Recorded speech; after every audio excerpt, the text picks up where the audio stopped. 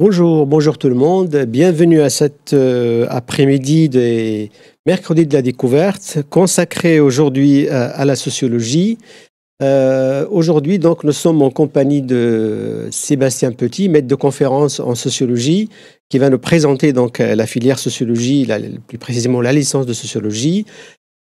Suivront bien évidemment des questions-réponses avec des lycéens. Donc, vous qui êtes connectés donc, sur cette journée, les mercredis de la découverte. Ensuite, nous aurons des témoignages de professionnels. Donc, il y aura Gaëlle Fendeler, donc, qui est directrice de la direction des données, de l'analyse et conseil à l'Université d'Evry, plus Jade Périac, chargée de mission ISSON Développement.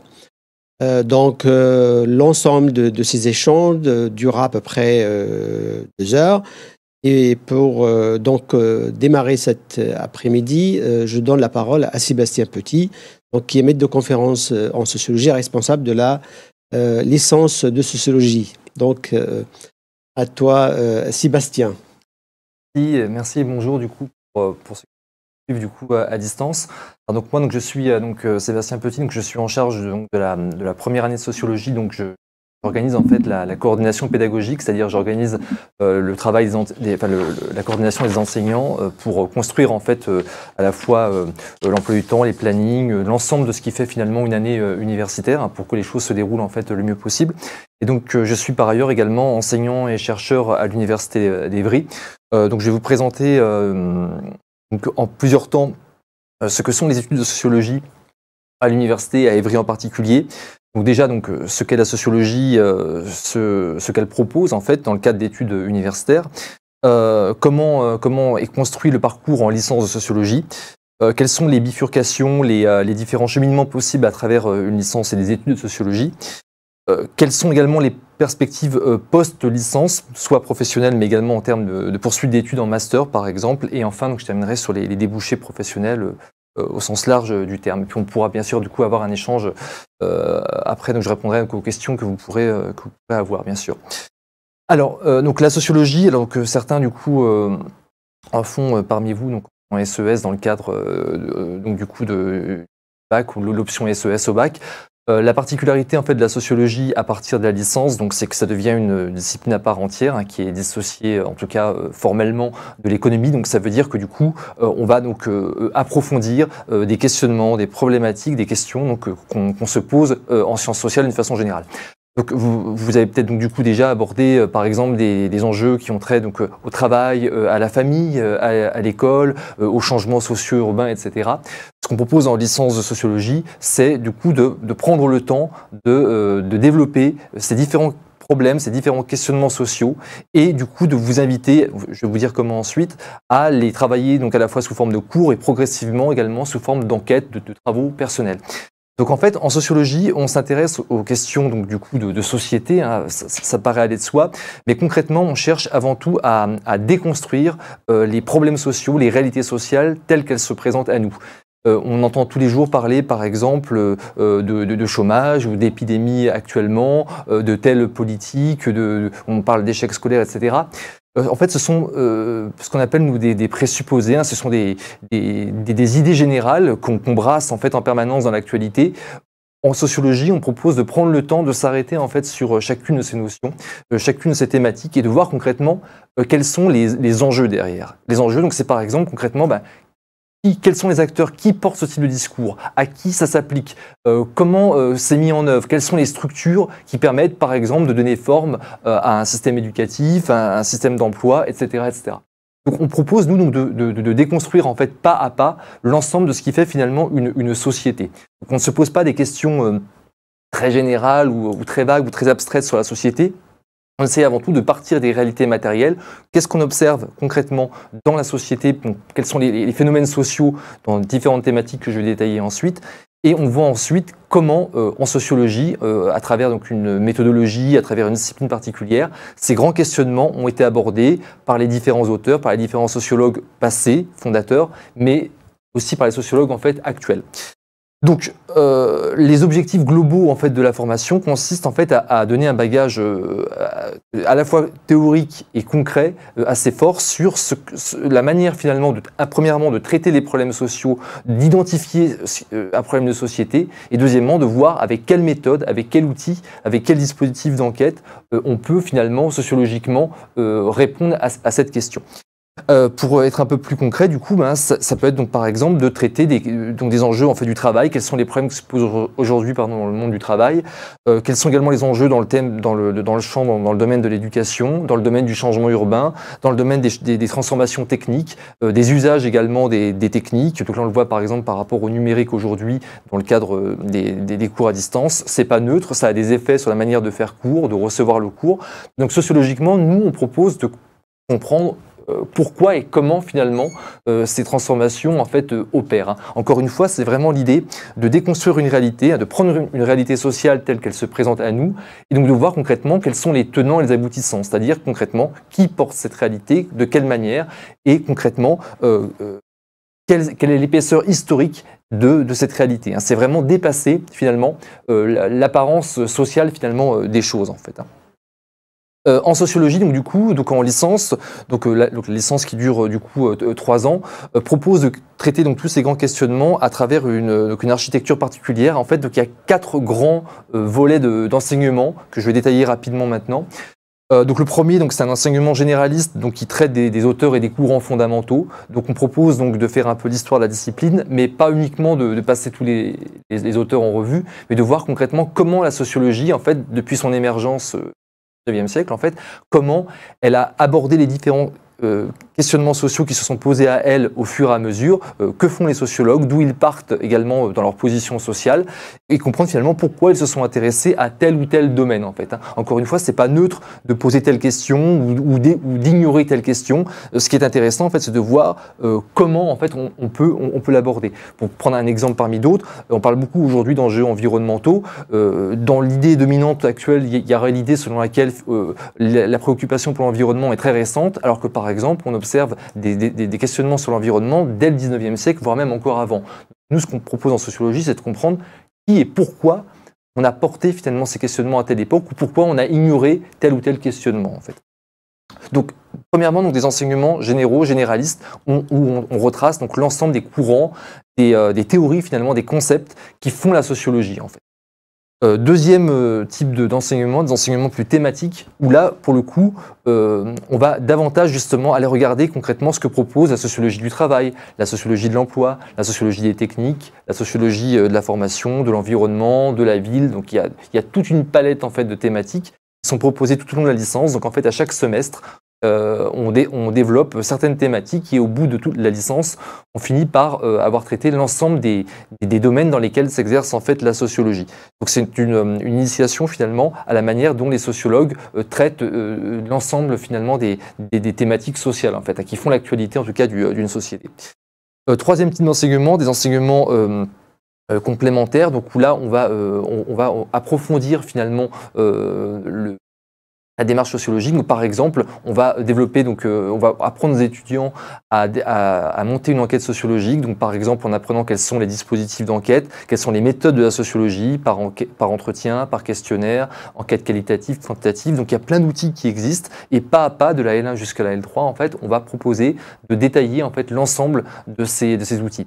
Et progressivement, on demande en fait du coup aux étudiants, on leur propose de réaliser eux-mêmes des enquêtes, donc par petits groupes, sur des thématiques particulières au départ, mais qu'ils choisissent ensuite progressivement et qui les conduisent progressivement à réaliser en fait un début de travail de mémoire, parce que le mémoire universitaire, c'est plus tard, c'est plutôt au niveau du master, mais c'est vraiment quelque part la concrétisation, l'aboutissement en fait des cours qui sont dispensés à l'université. C'est-à-dire que on apprend beaucoup de choses en fait finalement à l'université et progressivement on apprend à raisonner soi-même, à construire soi-même sa propre démarche de questionnement, de théorisation du monde en fait, j'ai envie de dire.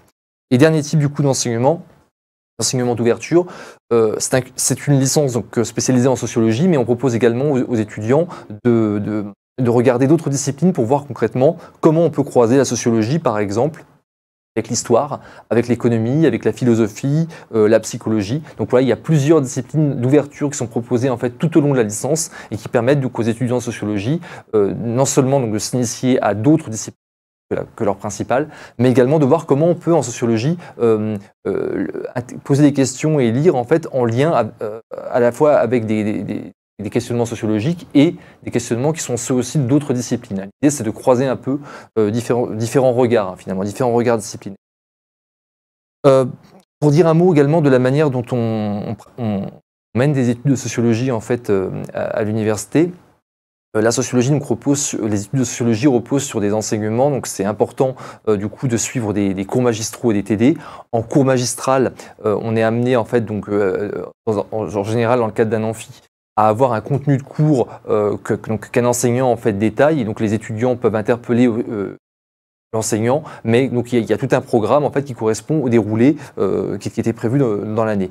En TD, en travaux dirigés, donc là par contre, on va avec donc, des effectifs des groupes plus restreints, les étudiants en fait sont amenés à travailler donc en plus petits groupes sur des textes, sur d'autres types de supports éventuellement audio ou vidéo par exemple, de manière en fait à détailler, à développer des points particuliers du cours en fait. Donc il y a cette articulation, hein, cours magistral et TD, et l'idée, hein, c'est que cette alchimie finalement, donc cette articulation entre les deux, permette aux étudiants de mieux s'imprégner finalement de ce qu'est le cours, et surtout quelque part que ça fasse sens pour eux en fait. Hein. Donc c'est l'idée que le contenu en fait se construit quelque part pas à pas en fait. Donc à l'université, donc il y a ce fonctionnement cours magistral, travaux dirigés. Mais la particularité, je tiens quand même à le signaler, de l'université, c'est que les étudiants en fait sont appelés à être de plus en plus autonomes au fil de leurs années. Donc ça, c'est un point qui est important parce que souvent, les étudiants qui arrivent en première année ne perçoivent pas immédiatement comment dire, l'enjeu de l'autonomie. L'autonomie, ça signifie en fait être capable de non seulement en fait d'organiser son quotidien par soi-même, mais également d'anticiper, de travailler en fait au-delà de ce que les enseignants peuvent attendre. C'est-à-dire que par exemple, il s'agit de développer une curiosité pour la discipline ou pour les choses qu'on peut voir en cours et d'aller soi-même ouvrir des livres par exemple à la bibliothèque ou alors aller voir sur Internet des contenus vidéo ou audio qui permettent non pas seulement d'approfondir le cours, mais également d'aller plus loin dans la réflexion en fait, qu'on engage dans tel ou tel thème ou tel questionnement. En fait. Donc cette autonomie, donc c'est important, ça permet en fait aux étudiants progressivement de construire en fait un parcours personnel qui leur est propre. Et les étudiants ne sont pas seuls, ils ont groupe, d'autres camarades aussi avec eux, mais les enseignants également les accompagnent à différents niveaux de leur cheminement. Mais progressivement, chacun se spécialise un petit peu en ayant ses propres aspirations, ses propres questionnements. C'est un peu la construction de la vie adulte, mais c'est aussi quelque part la manière de se spécialiser dans un domaine particulier. Donc là, en l'occurrence, dans le domaine des sciences sociales, en fait. Donc voilà, l'autonomie, je pense qu'il faut vraiment insister. Hein, ça consiste à être en mesure soi-même de pas seulement suivre le cours, mais également de se le réapproprier véritablement. Voilà, donc c'était pour le premier point, donc sur la manière dont est construite la sociologie. Mais si vous avez des questions, bien sûr, je pourrais revenir sur ces différents points. Ensuite, donc la licence de sociologie, donc comme je l'ai évoqué, donc elle propose en fait aux étudiants de traiter la plupart des thèmes qu'on peut aborder en fait en sociologie, et progressivement au fil des années, donc de la L1 jusqu'à la L3, donc jusqu'au bout de la licence, les étudiants sont invités à se spécialiser progressivement sur certaines disciplines. Typiquement, donc voilà, à partir de la deuxième, troisième année, en fait, il y a des options qu'on aux étudiants et ça permet en fait d'aller plus loin en fait dans certains domaines particuliers. Il y a 4 principaux domaines en fait dans lesquels on est spécialisé en sociologie à l'université d'Evry. C'est le domaine en fait de travail des entreprises premièrement, de l'emploi et de la formation, des sciences et des techniques et également de l'image et du cinéma. Ces 4 thématiques en fait donc correspondent également à je vais en reparler ensuite à des masters en fait qui sont proposés aussi à l'université d'Evry. Donc c'est également en lien avec la spécialisation qui est celle des enseignants. Donc en fait finalement les cours correspondent aussi en partie à la manière dont on fait de la recherche en fait à l'université parce que pas signalé, mais c'est important. On est des enseignants-chercheurs, donc ça veut dire qu'on fait à la fois de l'enseignement et de la recherche. Et donc l'idée, c'est d'établir des passerelles entre les deux.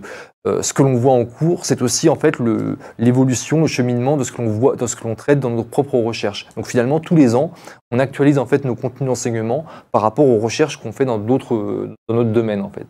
Donc la spécialisation, hein, c'est pas seulement le fait d'aller dans une seule voie, c'est également le fait de s'enrichir par rapport justement à l'expérimentation qu'on peut faire d'un domaine précis en fait de la société. Donc là j'en ai cité 4 parce qu'on est dans ces 4 domaines particuliers, mais après on peut aussi en croiser différents. Hein. Enfin, on n'est pas obligé de s'enfermer ensuite dans un domaine uniquement. Donc voilà, le cursus en fait propose de spécialiser progressivement les étudiants. Donc ça signifie qu'au départ on part sur un cursus qui est général, qui propose de balayer complètement les questions qu'on se pose en sociologie, et progressivement en fait chacun construit sa propre trajectoire.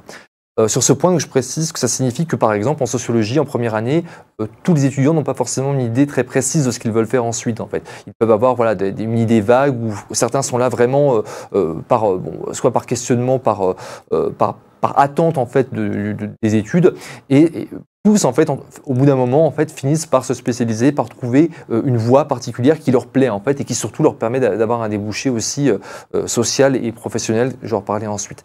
Donc il ne faut pas s'inquiéter sur le fait de ne pas avoir un objectif précis.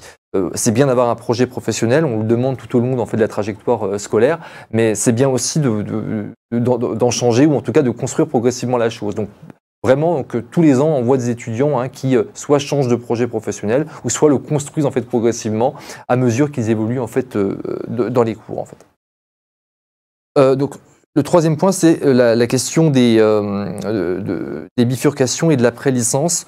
Alors, l'université, en règle générale, en fait, en France, propose à présent ce qu'on appelle des passerelles, c'est-à-dire qu'il est possible de changer de filière, par exemple, après le premier semestre, après la première année, même après la deuxième année, etc.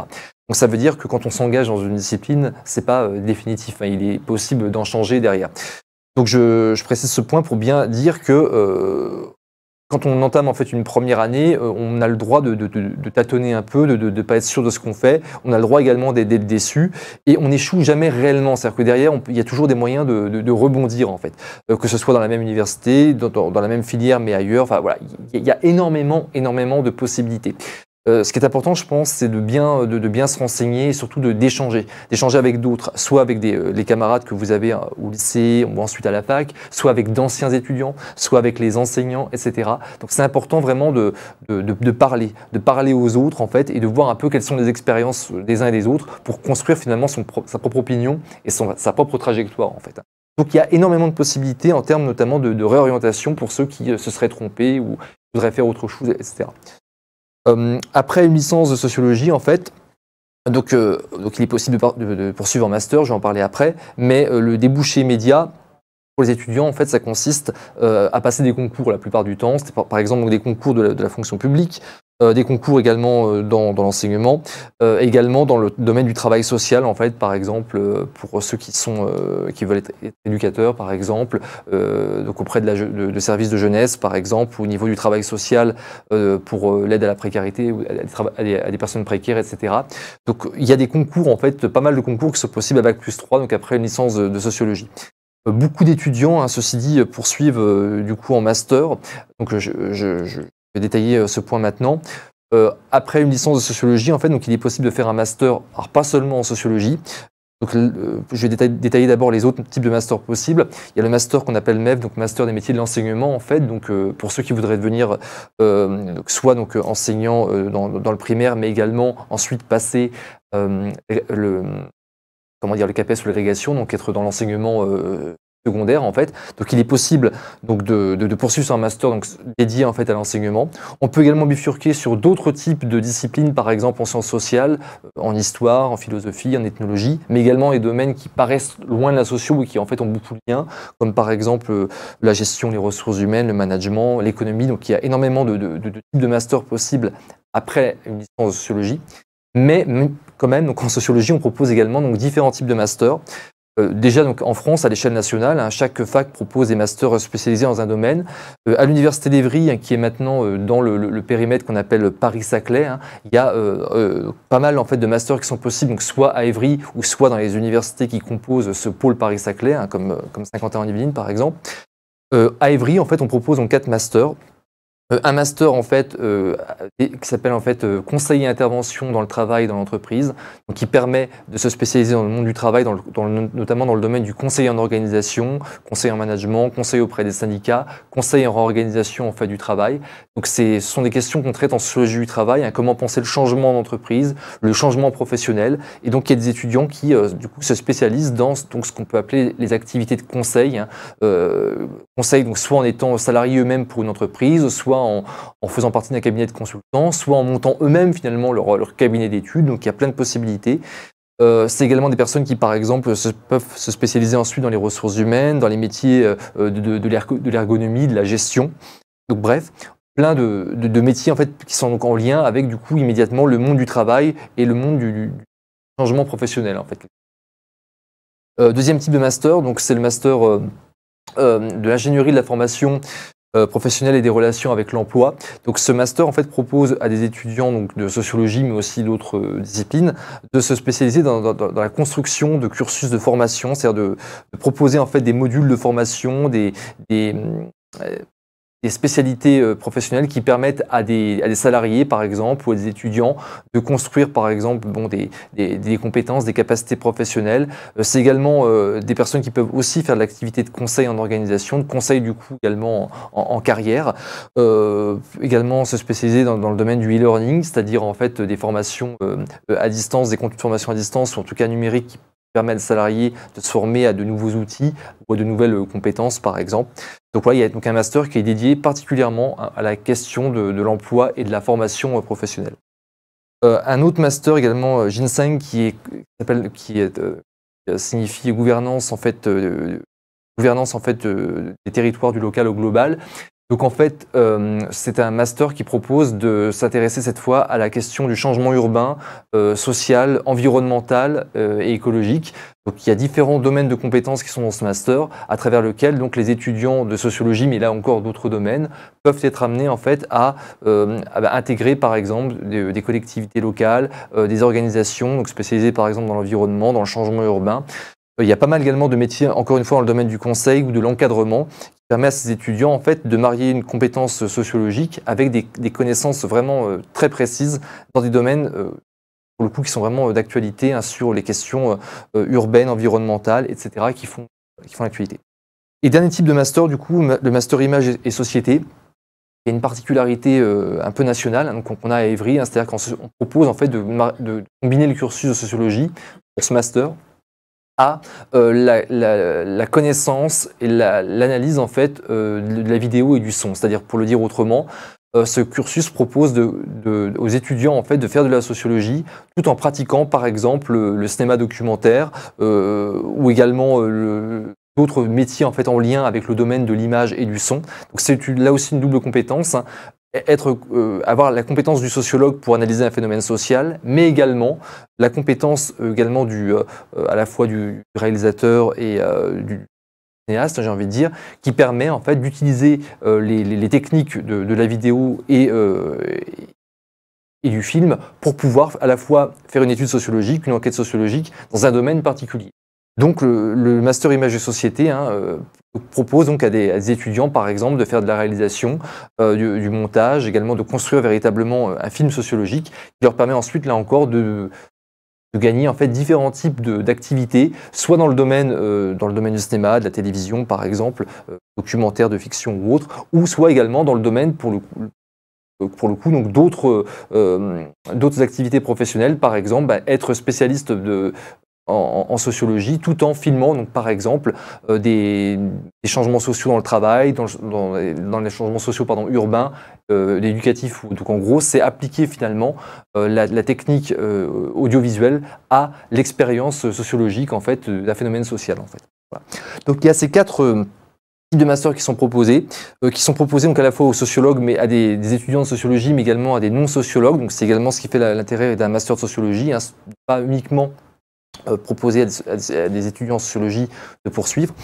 Et ces masters, comme vous le voyez, en fait, du coup, ils spécialisent, hein, c'est-à-dire que plus on avance en fait en année, et plus on est amené à développer une connaissance fine et particulière d'un domaine de spécialité, donc dans les 4 domaines que j'ai évoqués à l'instant, travail et entreprise, emploi et formation, gouvernance des territoires et image et société. En fait. Donc ça signifie en fait que quand on va au bout du cursus de sociologie, en tout cas jusqu'au bout du master, on est amené à avoir une véritable compétence professionnelle et à pouvoir postuler donc, dans des métiers très particuliers, donc, par exemple donc, de conseil, d'encadrement, de chargé de mission, chargé de projet également, dans des domaines, là encore, donc, spéciaux. Donc au bout du compte, donc, avec un master, donc, on n'est pas étudiant en sociologie avec une compétence générale, on a une compétence générale en sociologie et en sciences sociales, mais également on a une connaissance particulière d'un domaine spécifique. Pour terminer également, il est possible après un master de sociologie de poursuivre en fait sur la recherche, l'enseignement et de la recherche à l'université, par exemple en fait dans le cadre d'une thèse. Donc je ne vais pas trop approfondir maintenant, sauf s'il y a des questions ensuite à ce sujet, mais il est possible en tout cas donc de faire de la recherche finalement son métier. Hein. De la recherche, on en fait un petit peu quand on est étudiant, puisque progressivement, comme je vous l'ai dit, on est amené à faire ce qu'on appelle donc des enquêtes sociologiques en groupe d'abord, et puis ensuite en master. Donc on est amené à construire ce qu'on appelle un mémoire sociologique. Ça se construit pas à pas, hein. On n'envoie pas directement les étudiants faire un mémoire. C'est une enquête sociologique, ce sont des lectures, etc. Toujours avec l'accompagnement en fait de différents enseignants-chercheurs. Et donc certains étudiants finissent ensuite par se spécialiser dans ce domaine. Donc, par exemple, les enseignants qui enseignent la plupart du temps à l'université font également, pas tous, mais une partie, de la recherche en parallèle. Donc voilà. Du coup, on a l'occasion aussi, auprès de nos étudiants, d'expliquer quelle est notre propre trajectoire, notre propre parcours, pour les inviter, pour ceux qui le souhaitent, bien sûr, à poursuivre sur l'enseignement et la recherche dans le domaine, du coup, de la sociologie et des sciences sociales. Je termine, donc, avant peut-être, du coup, d'en arriver aux échanges, pour dire que les études universitaires sont compliquées en France parce qu'il y a des formes de sélection implicites, notamment donc en première année, c'est-à-dire qu'on est un peu jeté dans le grand bain comme ça, la première année de fac, et on a du mal parfois à se repérer. L'université d'Evry est une université de proximité où il y a des dispositifs particuliers qui sont proposés aux étudiants pour éviter justement qu'ils ne se perdent ou se noient dans cet ensemble universitaire. On essaie vraiment de s'adapter au plus près des attentes, des demandes des étudiants pour faire en sorte justement qu'ils se familiarisent à la fois avec le domaine d'études qu'ils ont choisi et avec l'université en fait. Donc premièrement, je précise bien le fait que les étudiants donc, sont accompagnés, même si par contre on leur demande d'être autonomes et que cette autonomie elle n'est pas forcément simple à prendre en charge. Donc c'est pourquoi voilà, on essaie d'être au plus près de leurs questions, de leurs attentes. Et deuxièmement également, la particularité à partir de la fac, hein, c'est qu'on est amené à se spécialiser dans un domaine. Donc là, c'est en sociologie, donc je présente le cursus. Ça ne veut pas dire pour autant qu'on se borne à un seul domaine. C'est-à-dire que dès l'instant où on choisit des études, on peut ensuite s'intéresser à énormément de questions de domaine en fonction des échanges qu'on a avec les enseignants, avec les autres étudiants ou avec les rencontres qu'on peut faire à l'université. Donc ça veut dire que faire des études de sociologie, c'est fondamentalement s'intéresser à plein d'autres choses dans le domaine de l'histoire, de la philosophie, des sciences politiques, de l'économie, de la gestion, etc. Mais par contre, il y a cette espèce de colonne vertébrale qu'est la formation en sociologie, où il y a vraiment une rigueur disciplinaire très forte. Hein. On apprend donc à la fois les fondements de la discipline, la méthode, etc., qui permet d'être spécialiste de ce domaine. Mais il faut vraiment le voir, je pense, comme étant un point de départ pour bien comprendre à un moment donné comment fonctionne la société et pour soi-même construire dans sa propre trajectoire son propre cursus. On est étudiant en sociologie, mais après on est amené à s'intéresser et à combiner plein de choses en fonction de ses expériences et de ses propres envies. Donc il faut vraiment le voir comme un point de départ à partir duquel il est possible de faire plein de choses. Voilà. Merci beaucoup Sébastien pour cette présentation très complète et exhaustive, donc qui présente la licence de sociologie. Donc tu as dit beaucoup de choses intéressantes et j'espère que c'est clair pour vous aussi, futurs étudiants, derrière votre écran. Alors, moi j'ai bien compris que, effectivement, on arrive en première année, il y a un enseignement plus général. Et petit à petit, on peut se spécialiser, on peut aller vers des domaines plus spécifiques jusqu'à la L3, donc jusqu'à la troisième année. Et après, on peut être vraiment spécialiste en master voire au-delà. Donc c'est assez intéressant comme parcours. Donc c'est pour dire à nos futurs étudiants qu'il ne faut pas avoir peur, que tu l'as déjà dit, hein, Sébastien, évidemment, ils peuvent aussi se tromper, tu l'as dit, et je trouve que c'est intéressant. Aujourd'hui, à l'université, si le premier choix n'est pas bon, on peut se réorienter. Il y a plein de passerelles, comme on dit aujourd'hui, vers lesquelles on peut y aller. Peut-être une des choses qui caractérise les études en sociologie, tu l'as dit aussi, c'est le travail d'enquête sociologique. Et ça, je pense que ça peut parler à nos futurs étudiants. Et puis, tu as parlé aussi du travail en petits groupes. Ça, c'est aussi intéressant. C'est ce qu'on appelle les TD, les travaux dirigés. Et ensuite, tu as présenté les quatre spécialisations sociologiques à Ivry, le travail, l'emploi, la formation, l'image de société et tout le travail technique. Donc, je pense que quand même le panel est très vaste.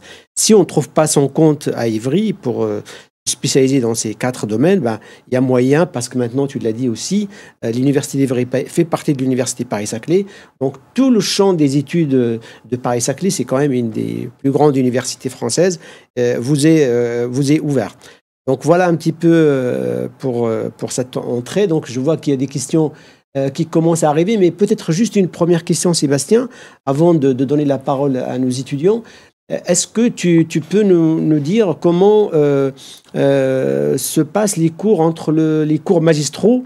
Parce que certains d'entre vous peut-être vont pour la première fois se retrouver dans un amphi qui peut être, donc c'est une grande salle avec des estrades de 300 personnes. Je ne sais pas si première année à Ivry, c'est 300 étudiants, mais comment se fait donc le lien entre les cours magistraux et les travaux en petits groupes? Est-ce que tu peux dire le pourcentage des cours magistraux par rapport aux cours en petits groupes? Alors donc, merci.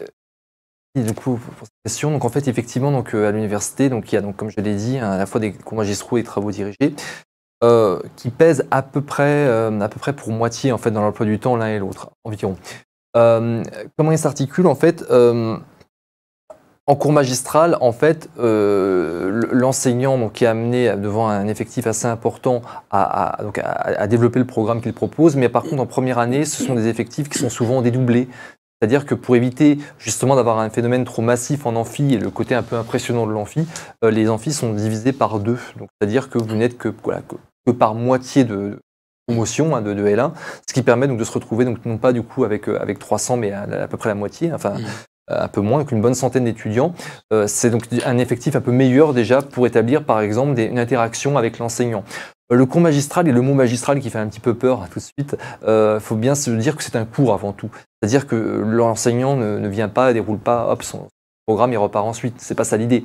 L'idée, c'est qu'il y a un contenu, bien sûr, mais qu'il y a également des échanges, des interactions. Donc, ça veut dire que l'enseignant propose également aux étudiants de participer. Alors, c'est pas participer comme en TD, comme je vais le dire ensuite, mais c'est permettre au moins déjà de poser des questions, d'intervenir et d'avoir des moments d'échange et de débat. Donc la configuration de l'amphi n'est pas toujours propice pour se sentir en fait à l'aise pour intervenir, mais les enseignants font en sorte dans ces effectifs un peu plus restreints que chacun trouve sa place et un rôle particulier pour pas seulement prendre des notes de cours, mais également s'approprier le cours et intervenir, interagir avec l'enseignant et avec les autres étudiants. En TD, donc on est à peu près, alors ça dépend là aussi du type de TD, mais on est à peu près une trentaine en général. Il y a des TD qui sont eux aussi dédoublés, donc ça veut dire qu'on n'est qu'une quinzaine pour la méthodologie par exemple. En TD, en fait, donc on est amené à voir, donc comme on l'a dit, un plus petit groupe, à la fois donc des auteurs, des concepts, des notions, à travers notamment des textes et des travaux en groupe. Donc ça veut dire que toutes les semaines, en fait, il y a un travail par exemple de lecture qui est proposé par l'enseignant. Il y a des exposés par exemple qui sont faits autour de ces textes, d'autres types de travaux directement en classe également. Et en TD, du coup, là, pour le coup, on retrouve le format de la salle de cours comme on l'a, par exemple, au lycée, en fait. L'amphi, c'est vrai que c'est une configuration particulière que vous ne connaissez pas, très peu en tout cas, au lycée. Par contre, voilà, là, c'est une salle de cours à peu près ordinaire. Donc, la plupart des TD, en fait, sont liés à des cours magistraux. Donc, ça veut dire que l'enseignant travaux dirigés va donc chaque semaine, puisqu'il y en a toutes les semaines, du coup, reprendre certains points du programme qui est vu en cours magistral et donc proposer de le développer en particulier. Là, donc, par exemple, ça va être donc, toutes les semaines des étudiants qui vont faire des exposés sur des textes, par exemple. Toutes les semaines également, donc, il y aura des échanges en groupe qui permettront d'approfondir, de mieux comprendre parfois des notions qui vont parfois un peu vite, ça arrive en amphi, en sachant que dans tous les cas, même en amphi, il ne faut pas hésiter aussi à dire à l'enseignant quand une chose n'est pas claire. L'objectif, ce n'est pas de dérouler le programme en lui-même, c'est que surtout que le programme soit compris et fasse sens pour les étudiants. Donc voilà, il y a cette architecture, donc du coup, articulation CMTD. Mais l'objectif, encore une fois, c'est surtout l'idée qu'il y a un contenu de cours et que ce contenu de cours ne doit pas être vu comme étant un bloc qu'il faut à tout prix avaler pour le partiel. C'est avant tout un ensemble de connaissances qui sont proposées aux étudiants et les étudiants ensuite doivent en faire quelque chose, peuvent en faire quelque chose selon leurs propres désirs, leurs propres projets professionnels. Donc chacun en fait doit se l'approprier. On n'est pas dans l'idée de tout apprendre pour le partiel et pour les examens en fait et ensuite c'est terminé. Non, là l'idée c'est de faire du cours un point de départ que l'on approfondit en fait soi-même, soit à travers des lectures, des échanges collectifs, etc., soit également à travers donc un travail d'enquête sociologique. Je dis justement un tout petit mot sur l'enquête sociologique parce que je passais un petit peu vite tout à l'heure. La particularité en sociologie, c'est que on est très lié à la connaissance, à la découverte du terrain. Le terrain, c'est la vie finalement, la vie sociale. C'est-à-dire que c'est l'ensemble de ce qui se passe dans une société.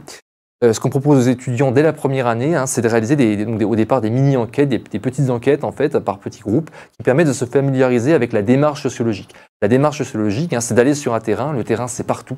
C'est tout ce qui concerne finalement une activité humaine, j'ai envie de dire, sociale, et essayer donc d'identifier des questionnements, des problèmes qui peuvent se poser dans ce lieu, dans cet espace en fait, et voir ensuite collectivement comment on peut ensuite répondre, traiter cette question. Donc l'idée, c'est d'inviter les étudiants à mener des enquêtes et du coup à se faire sociologue finalement dès le départ. Dès la première année, je pense que c'est vraiment une particularité de la sociologie. Les étudiants font des enquêtes qui quelque part les amènent à construire déjà dès le début des espèces de mini-mémoires. Et donc en fait finalement les étudiants de sociologie, quand ils font entre guillemets un vrai mémoire universitaire à partir du M1, en réalité tous les ans ils ont déjà fait des petites enquêtes, donc ils sont déjà bien familiarisés avec la discipline du travail de mémoire en fait. Donc, je pense que c'est vraiment aussi un intérêt de la sociologie, d'amener les étudiants à développer pas à pas des compétences qui leur permettent non pas seulement de faire du cours quelque chose d'abstrait, mais à voir concrètement comment le cours en fait résonne avec des problèmes sociaux qu'on peut voir sur le terrain.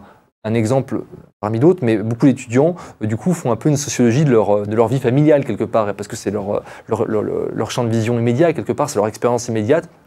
Beaucoup d'étudiants, par exemple, donc analysent, on en parle ensemble, analysent un peu quelle est leur trajectoire familiale, leur trajectoire personnelle, quels sont les modes, par exemple, de consommation, de loisirs de leurs parents, de leurs frères et sœurs, de leur famille, de leurs amis. Et donc, du coup, c'est vrai que progressivement, plus on avance dans les études en sociologie, et plus on se pose de questions finalement sur la vie sociale, plus on interroge finalement sa propre condition d'existence. Donc, du coup, on a des étudiants en sociologie qui, arrivés en deuxième, troisième année, etc., ont vraiment un niveau de questionnement qui m'apparaît vraiment très très fort sur la manière dont ils vivent dans la société et dont eux-mêmes finalement ont une place, une position dans cette société. C'est des étudiants qui sont en questionnement permanent sur ce qu'est la société et ils n'ont pas que des questions, ils ont également beaucoup d'éléments, on va dire, de lecture et d'enseignement qui leur permettent justement d'avoir un regard plus aiguisé sur le monde social en fait.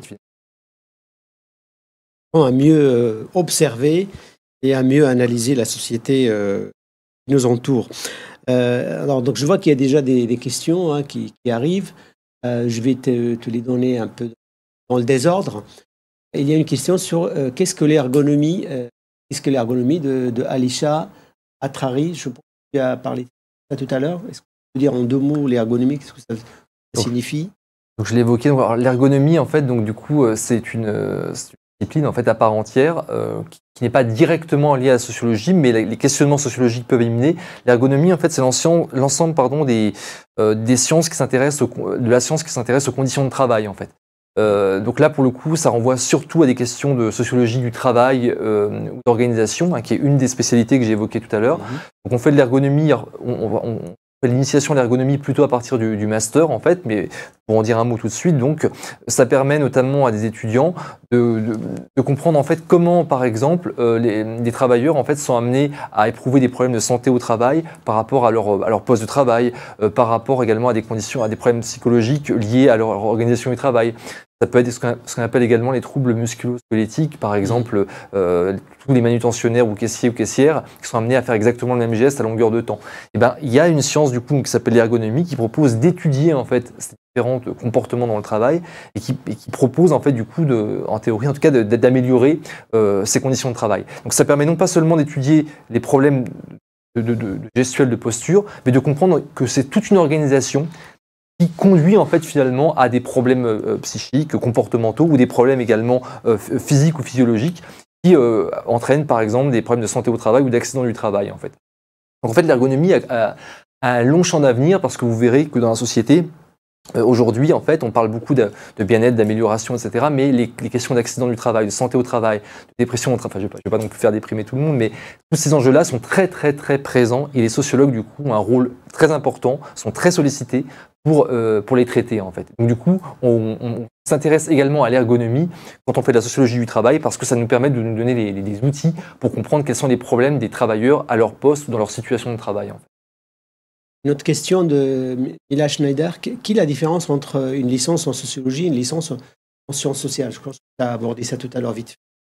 Tu peux spécifier la différence des sciences.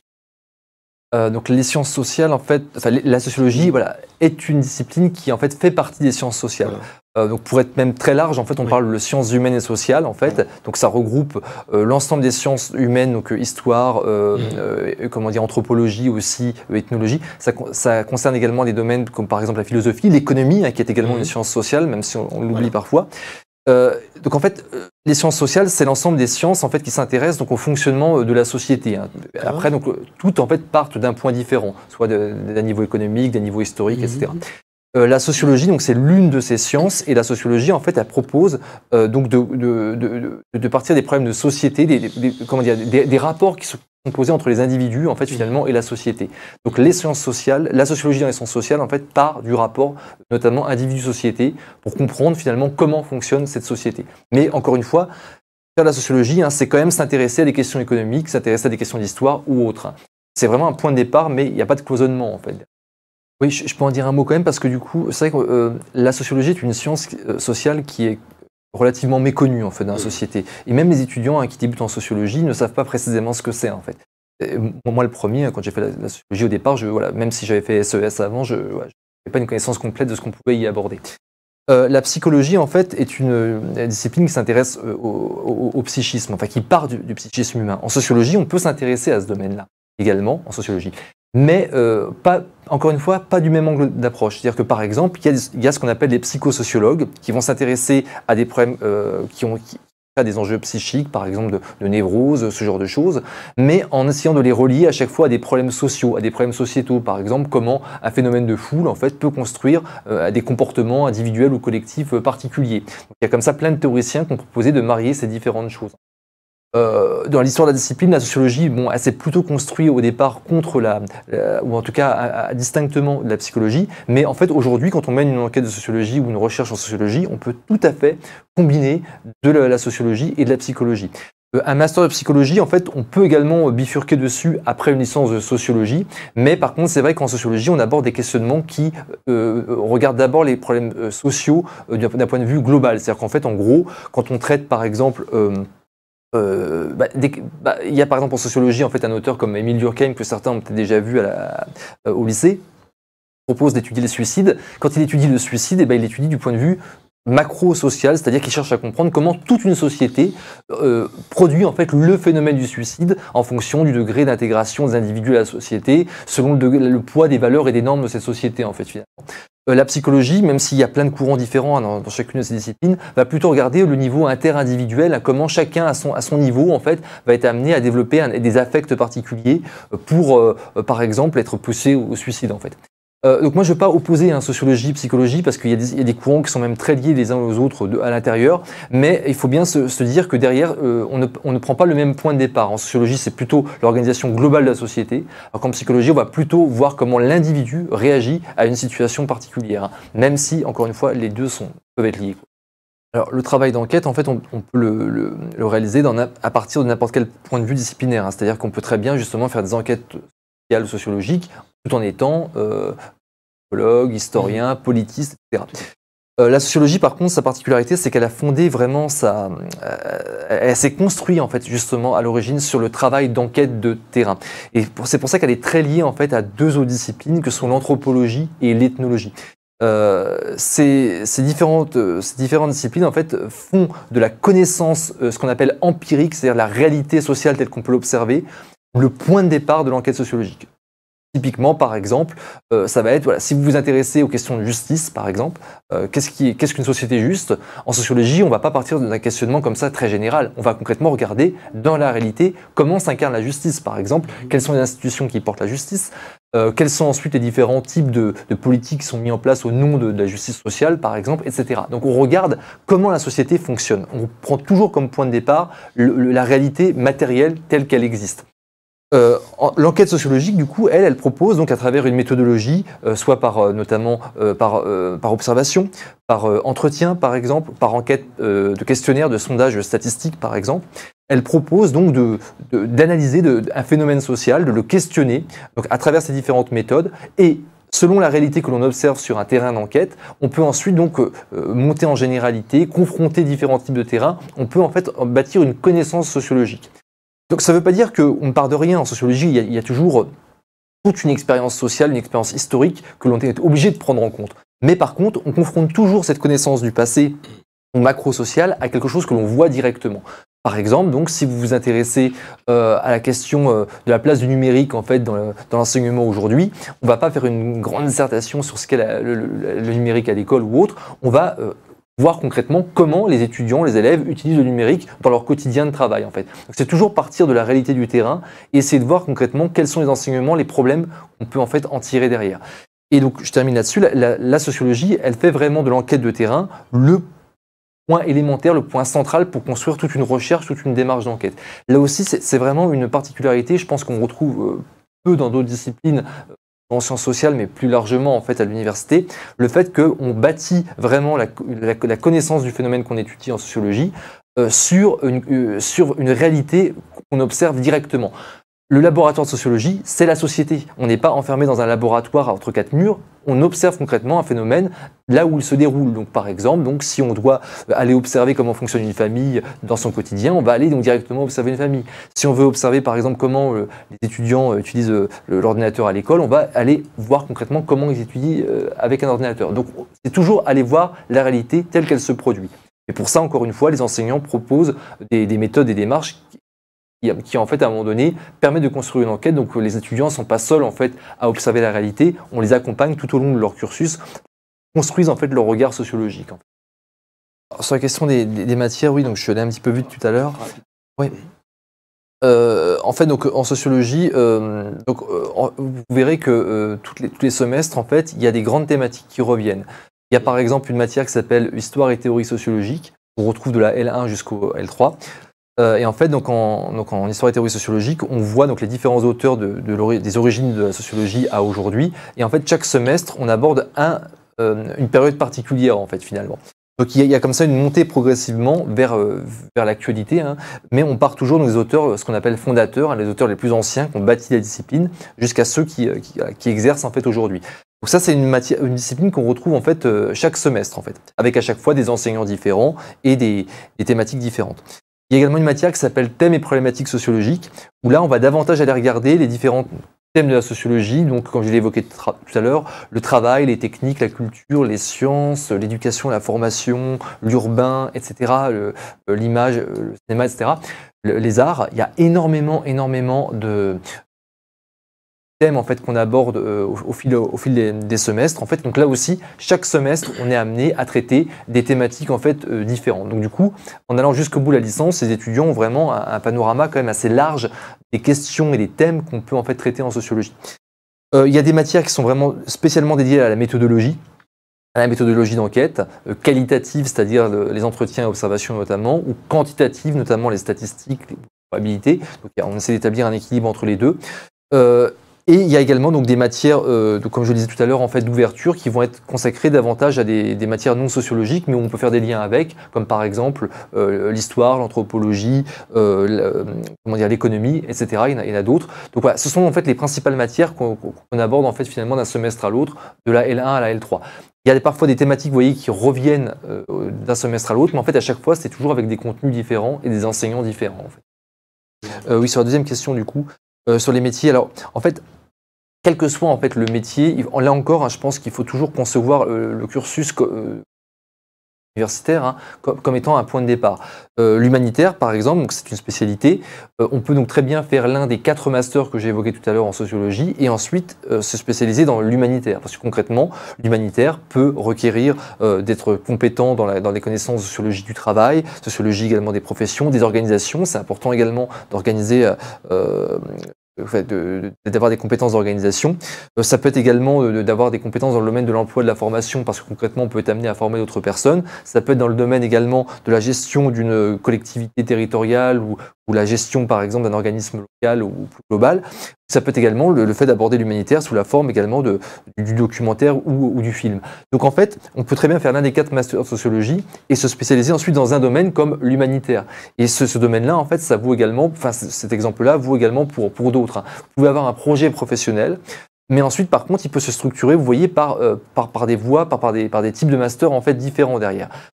On se spécialise en fait progressivement vers un domaine particulier, mais par contre, en sociologie, on propose à chaque fois d'avoir un regard pluriel, différents angles d'approche pour aborder ce métier en fait. Par exemple, si vous souhaitez être enseignant, il y a énormément de types d'enseignement possibles ensuite dans la vie professionnelle. Ça peut être enseigné auprès d'élèves, auprès d'étudiants, auprès également d'adultes en formation continue. Et bien en fait, selon le master que l'on choisit, on peut se spécialiser dans un type d'enseignement possible en fait. Elle existe en option par contre. En option. En deuxième année. Enfin, en option, en thématique plutôt, parce qu'elle est obligatoire aussi. Donc en fait, la sociologie politique, du coup, elle fait partie des différentes thématiques qu'on aborde tout au long de la licence.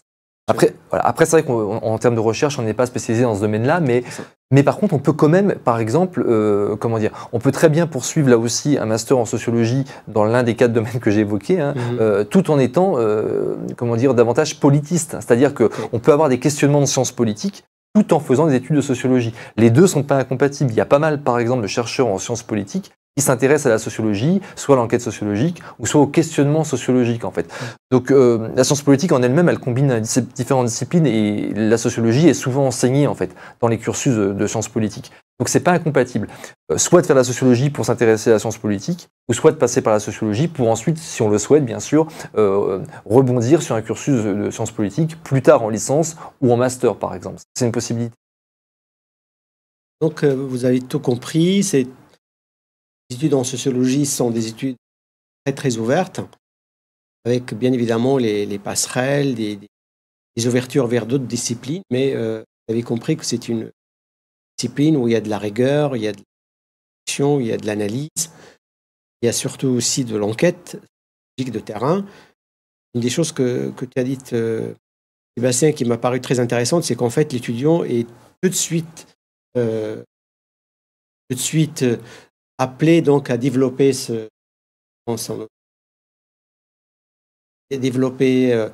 la critique, à développer son analyse, son regard, à viser sur la société. Et du coup, c'est ce que permet l'enquête, de permettre à des étudiants la première année ou voire la deuxième année d'aller sur le terrain. Tout le monde connaît les enquêtes journalistiques, c'est pas pareil, c'est un peu mieux, je dirais, mais ça vous donne déjà un petit peu exemple de ce que c'est qu'une enquête. Oui, c'est vrai que on voit ça dès la première année, on regarde un peu la différence entre une enquête sociologique et journalistique. En fait, la différence, c'est surtout que l'enquête sociologique est une enquête approfondie, de plus longue durée. C'est-à-dire qu'on ne va pas seulement faire un reportage à un endroit donné, on revient ensuite avec le reportage. On va vraiment s'imprégner au sein d'une population, au sein d'un territoire, au sein d'un espace. Donc l'enquête peut être plus ou moins longue, ça peut être plusieurs jours, plusieurs semaines, mais ça peut aussi être plusieurs mois ou plusieurs années. Certains font des enquêtes de très très longue durée, les sociologues, les chercheurs.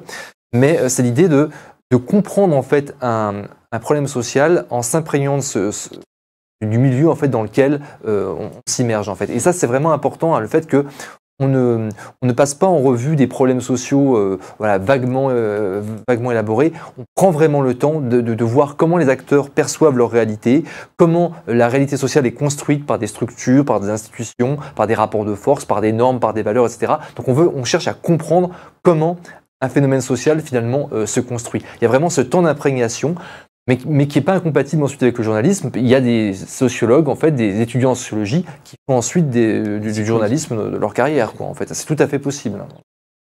Puisque tu parles de journaliste, on va donc continuer sur les métiers, justement. Donc là, je vais demander à Gaëlle, si elle est là, de pouvoir témoigner. Oui. Ah, bonjour Gaëlle. Bonjour. Voilà, donc merci de nous accompagner. Donc tu es directrice de la direction des données de l'analyse et du conseil à l'Université d'Evry.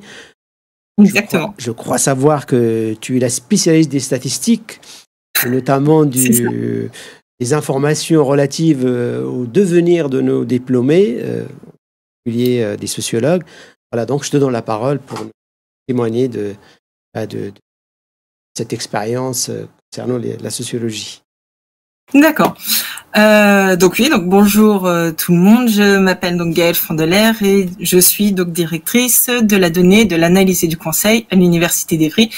Et comme vous pouvez vous en douter, j'ai fait donc des études de sociologie. Alors, je vais vous présenter dans un premier temps en fait mon parcours universitaire. Donc j'ai commencé au lycée par un bac économique et social donc obtenu en 98.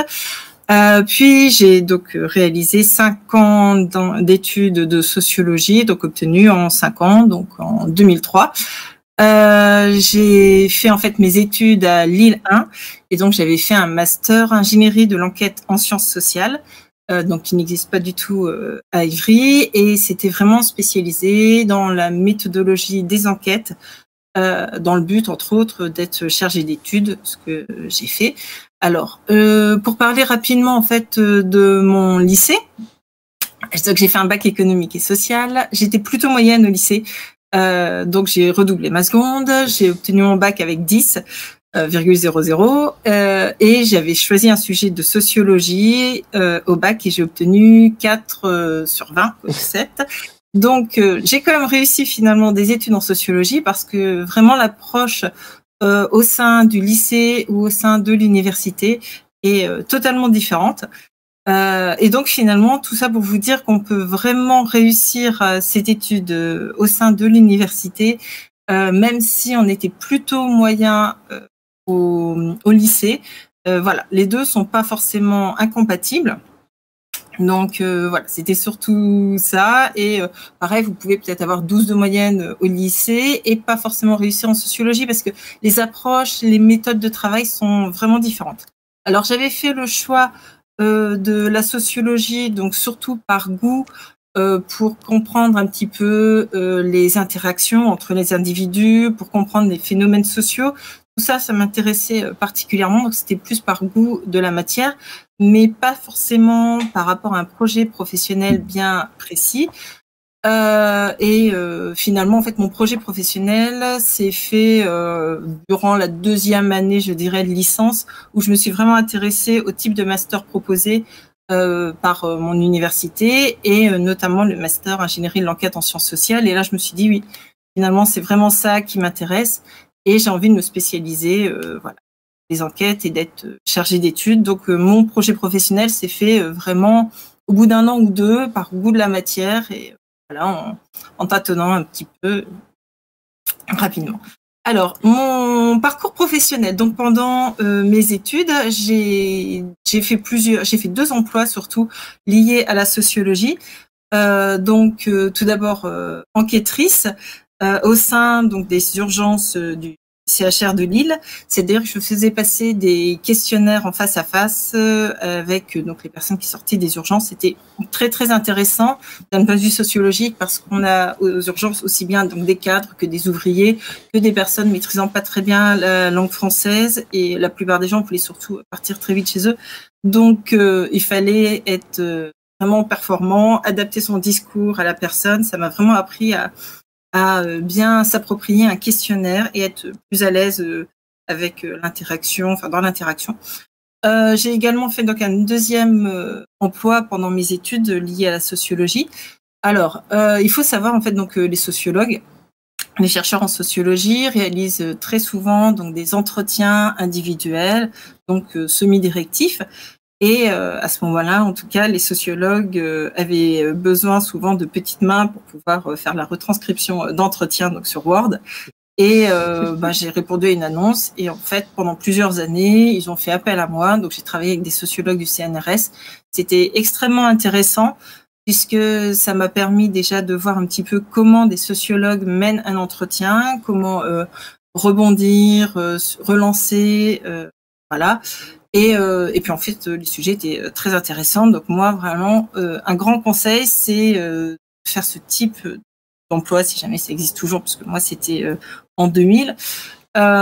Mais en tout cas, voilà, c'était très, très intéressant. Ensuite, après les études, j'ai été assistante chargée d'études donc dans le domaine de l'équipement, c'est-à-dire j'ai travaillé au centre d'études techniques de l'équipement. C'était un CDD de 6 mois où je faisais des entretiens dans le cadre de plans de déplacement urbain, des entretiens aussi par rapport. Alors pour le coup, c'était une thématique, c'était la suppression de 1000 places de parking à Lille. Donc la circulation douce, des choses comme ça. Ensuite, j'ai travaillé dans le marketing pendant 2 ans à peu près. J'étais en CDI. Donc là, j'ai fait des entretiens avec des enfants, j'ai animé des tables rondes, j'ai fait des argumentaires par rapport aux standards téléphoniques. Quand vous avez les téléenquêteurs qui vous appellent pour pour vous vendre quelque chose, bon, je faisais en fait le script. Donc c'était notamment alors pour Canal+, pour les renouvellements d'abonnement de Canal+, pour vendre du Roundup, des choses comme ça. Bon, ça m'a pas vraiment plu, donc j'ai assez vite changé. J'ai travaillé ensuite dans le domaine de la santé en tant que chargée d'études pendant 3 ans dans des fondations et notamment la fondation Médéric Alzheimer où j'ai été amenée donc à éditer en fait l'annuaire des établissements qui accueillaient des personnes atteintes de maladie d'Alzheimer. Je faisais des questionnaires, j'analysais les données, je présentais les résultats lors de colloques. Donc, dans le cadre de ce travail, par exemple, je suis intervenue pour le colloque européen sur la maladie d'Alzheimer, qui avait eu lieu à ce moment-là à Oslo, et donc en anglais, forcément. Donc voilà, c'était le genre de choses que je pouvais faire, donc qui était extrêmement intéressant. Mais finalement, j'ai voulu encore changer. Et donc là, ça fait 13 ans maintenant que je suis à l'Université d'Évry. Donc, en tant que chargée d'études, puis en tant que responsable de service, même si je suis toujours un petit peu chargée d'études. Donc, j'étais d'abord en CDD pendant 3 ans. Puis, j'ai passé un concours de la fonction publique. Et donc, je suis fonctionnaire. Je vais vous expliquer alors après concrètement mes missions actuelles. Alors, par rapport à mon parcours professionnel, donc comme vous avez pu voir, j'ai touché à beaucoup de domaines différents, aussi bien dans l'équipement, dans le marketing, dans la santé, dans l'éducation. Et en fait, la sociologie va permettre vraiment de travailler dans plein de domaines différents et c'est vraiment un gros plus, je trouve, un atout de la sociologie. Alors, les conseils pour trouver du travail. Faut savoir que beaucoup de mes emplois, je les ai eus grâce à du bouche à oreille. Notamment, par exemple, mon premier emploi dans l'équipement, je l'ai eu, donc c'était un CDD de 6 mois que j'ai obtenu. J'avais même pas encore soutenu mon mémoire de stage de master. Et en fait, il s'agissait d'une personne qui était en formation continue dans mon master, qui m'a proposé, voilà, le job. J'ai pas eu de CV ou d'entretien à faire. Elle a proposé ça à 2 personnes, et voilà. Bon. Très souvent, en fait, c'est par le bouche à oreille. Donc, un grand conseil, c'est d'être toujours très professionnel, de garder des bons contacts avec toutes les personnes avec qui on a pu travailler, avec toutes les expériences, effectuer même de petits jobs en lien avec la sociologie pendant ses études, c'est très important. Moi, par exemple, la retranscription d'entretien, j'avais des personnes qui étaient avec moi qui, s'étaient dit, oh, ça va, c'est un petit job. Ils l'ont n'ont pas forcément toujours été ni professionnels, ni à rendre dans les temps, ont fait des fautes de frappe, des choses comme ça, n'ont jamais été rappelés. Moi, j'ai été rappelée pendant plusieurs années. Et c'est comme ça, c'est en travaillant avec le CNRS, on se crée un réseau, on se crée en fait des connexions. Et dans la vie, le monde est assez petit finalement. Et on ne connaît pas forcément les connexions des uns des autres. Et finalement, on peut assez vite vous proposer des emplois, même dans des domaines très différents. Quand je suis arrivée dans le domaine de la santé, c'est parce que justement, quelqu'un me connaissait par ailleurs. Je ne sais même pas que la personne me connaissait, mais voilà. Souvent, en fait, un employeur, quand il a besoin de recruter des assistants ou même des chargés d'études, va se souvenir des personnes avec qui il a eu un bon feeling ou va demander à quelqu'un, est-ce que tu connais quelqu'un de sérieux, de professionnel, qui fait vraiment un travail de qualité, et on va être recommandé par ces biais-là. Par contre, bon, moi, mon deuxième emploi, le marketing, là, pour le coup, j'ai vraiment répondu à une petite annonce, j'ai envoyé un CV, lettre de motivation, voilà, entretien, le classique. Donc là, dans ce cas-là, dans le marketing, il faut savoir en fait que face à moi, j'avais des personnes qui avaient plutôt fait de l'économie, des grandes écoles et pas école de commerce, et qui ne connaissaient pas trop la sociologie. Pour eux, c'était quelque chose d'assez nébuleux, de très théorique. Donc moi, j'ai essayé vraiment de valoriser les études de sociologie en explicitant les domaines d'application, les stages réalisés, vraiment en donnant un sens à ce que j'avais fait en sociologie et surtout en mettant l'accent sur tous les savoir-faire que peut procurer la sociologie. Par exemple, la conceptualisation, structurer sa pensée, ça c'est quelque chose vraiment qu'on apprend en sociologie et c'est vraiment une plus-value. Et sur un CV, c'est vrai que la sociologie, ça peut paraître très théorique. Donc, il faut vraiment essayer de donner derrière le terme de sociologie quelque chose de très concret. La sociologie du travail, la sociologie du genre, la sociologie de l'urbanisme, voilà. Mais vraiment donner des éléments concrets pour pouvoir contextualiser ce que vous avez fait en sociologie, parce que la sociologie parle pas forcément à tout le monde. Et lors de l'entretien, mais vraiment, le conseil que je peux vous donner, c'est d'être dans tout ce qui est pratico-pratique, de donner vraiment des exemples très concrets de ce que vous avez pu faire, même dans le cadre de vos études. Vous allez certainement faire en fait des petites enquêtes sociologiques. Vous allez certainement faire un stage, vous allez certainement faire des mémoires. Donc, à partir de là, tout ça, c'est vraiment de la matière pour pouvoir valoriser ce que vous avez fait et la mise en application de tous les concepts sociologiques que vous avez pu apprendre. Je pense que pour trouver un emploi, voilà, ça va être un peu mes deux conseils, de toujours être professionnel parce que le monde est vraiment petit et que les gens se connaissent, les réseaux se font assez vite finalement. Et voilà, essayer toujours de garder de très bons contacts et de bonnes relations. Moi, par exemple, dans le marketing, ça s'est pas très bien passé parce que c'était pas mon centre d'intérêt. Mais finalement, 6 mois après, ils m'ont quand même recontacté pour retravailler avec. Entre-temps, j'avais trouvé un autre emploi, donc j'ai refusé. Et puis, le marketing m'intéressait pas. Mais voilà, même si finalement, c'était pas mon domaine de prédilection, on m'a quand même rappelé 6 mois après parce que j'avais plutôt fait bonne impression. Alors, mon métier actuel. Donc, je fais beaucoup de statistiques sur les étudiants. Alors maintenant, ça s'est un petit peu élargi. Je fais également un petit peu sur le personnel de l'université. Je fais en fait des extractions de bases de données. Je réalise de la data visualisation. C'est-à-dire que je vais rendre accessible, je vais vulgariser l'information, je vais vulgariser les données pour les rendre accessibles au plus grand nombre. Je vais contextualiser les informations. L'apport de la sociologie par rapport à ça, c'est surtout que ça m'a permis de mieux cerner les problématiques, de faire des croisements qui me semblent les plus intéressants possibles et de faciliter l'accès aux informations, aux données pour des personnes qui ne sont pas du tout sociologues ou qui n'aiment pas forcément les chiffres, avoir l'information la plus adaptée, l'information pertinente, celle dont ils ont besoin le plus vite possible. Et ça, moi, je trouve ça passionnant. Donc, une autre partie aussi de mon travail, une grosse partie de mon travail, c'est de créer des questionnaires, des formulaires, en faire bien sûr des analyses. Donc là, a priori, vous êtes passé par une plateforme, si je me trompe pas. A priori, ça a été créé par quelqu'un au sein de mon service. Donc, en tant que directrice, bien sûr, je manage aussi une équipe et je suis également formatrice auprès auprès du personnel et auprès d'étudiants en tant que vacataires, du logiciel Sphinx, c'est le logiciel que nous utilisons pour réaliser des questionnaires et des formulaires. Alors, les points positifs de mon métier, tout d'abord, moi, je le trouve passionnant. J'ai un très grand intérêt pour mon travail. Je trouve qu'on a une grande diversité des sujets abordés et des types de demandes. J'ai travaillé, je pense, avec quasiment tous les services de l'université. C'est un travail extrêmement transversal. Et tous les jours, j'ai de nouvelles demandes, de nouveaux sujets à traiter. Et je trouve ça, c'est des challenges intéressants. Et vraiment, j'ai une grande diversité dans mon travail.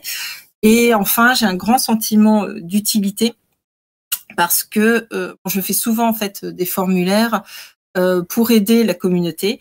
C'est-à-dire que là, pour la mise en place du télétravail, on a fait un formulaire sur Sphinx, donc c'est que j'ai créé. Donc c'est voilà pour toute la communauté des administratifs.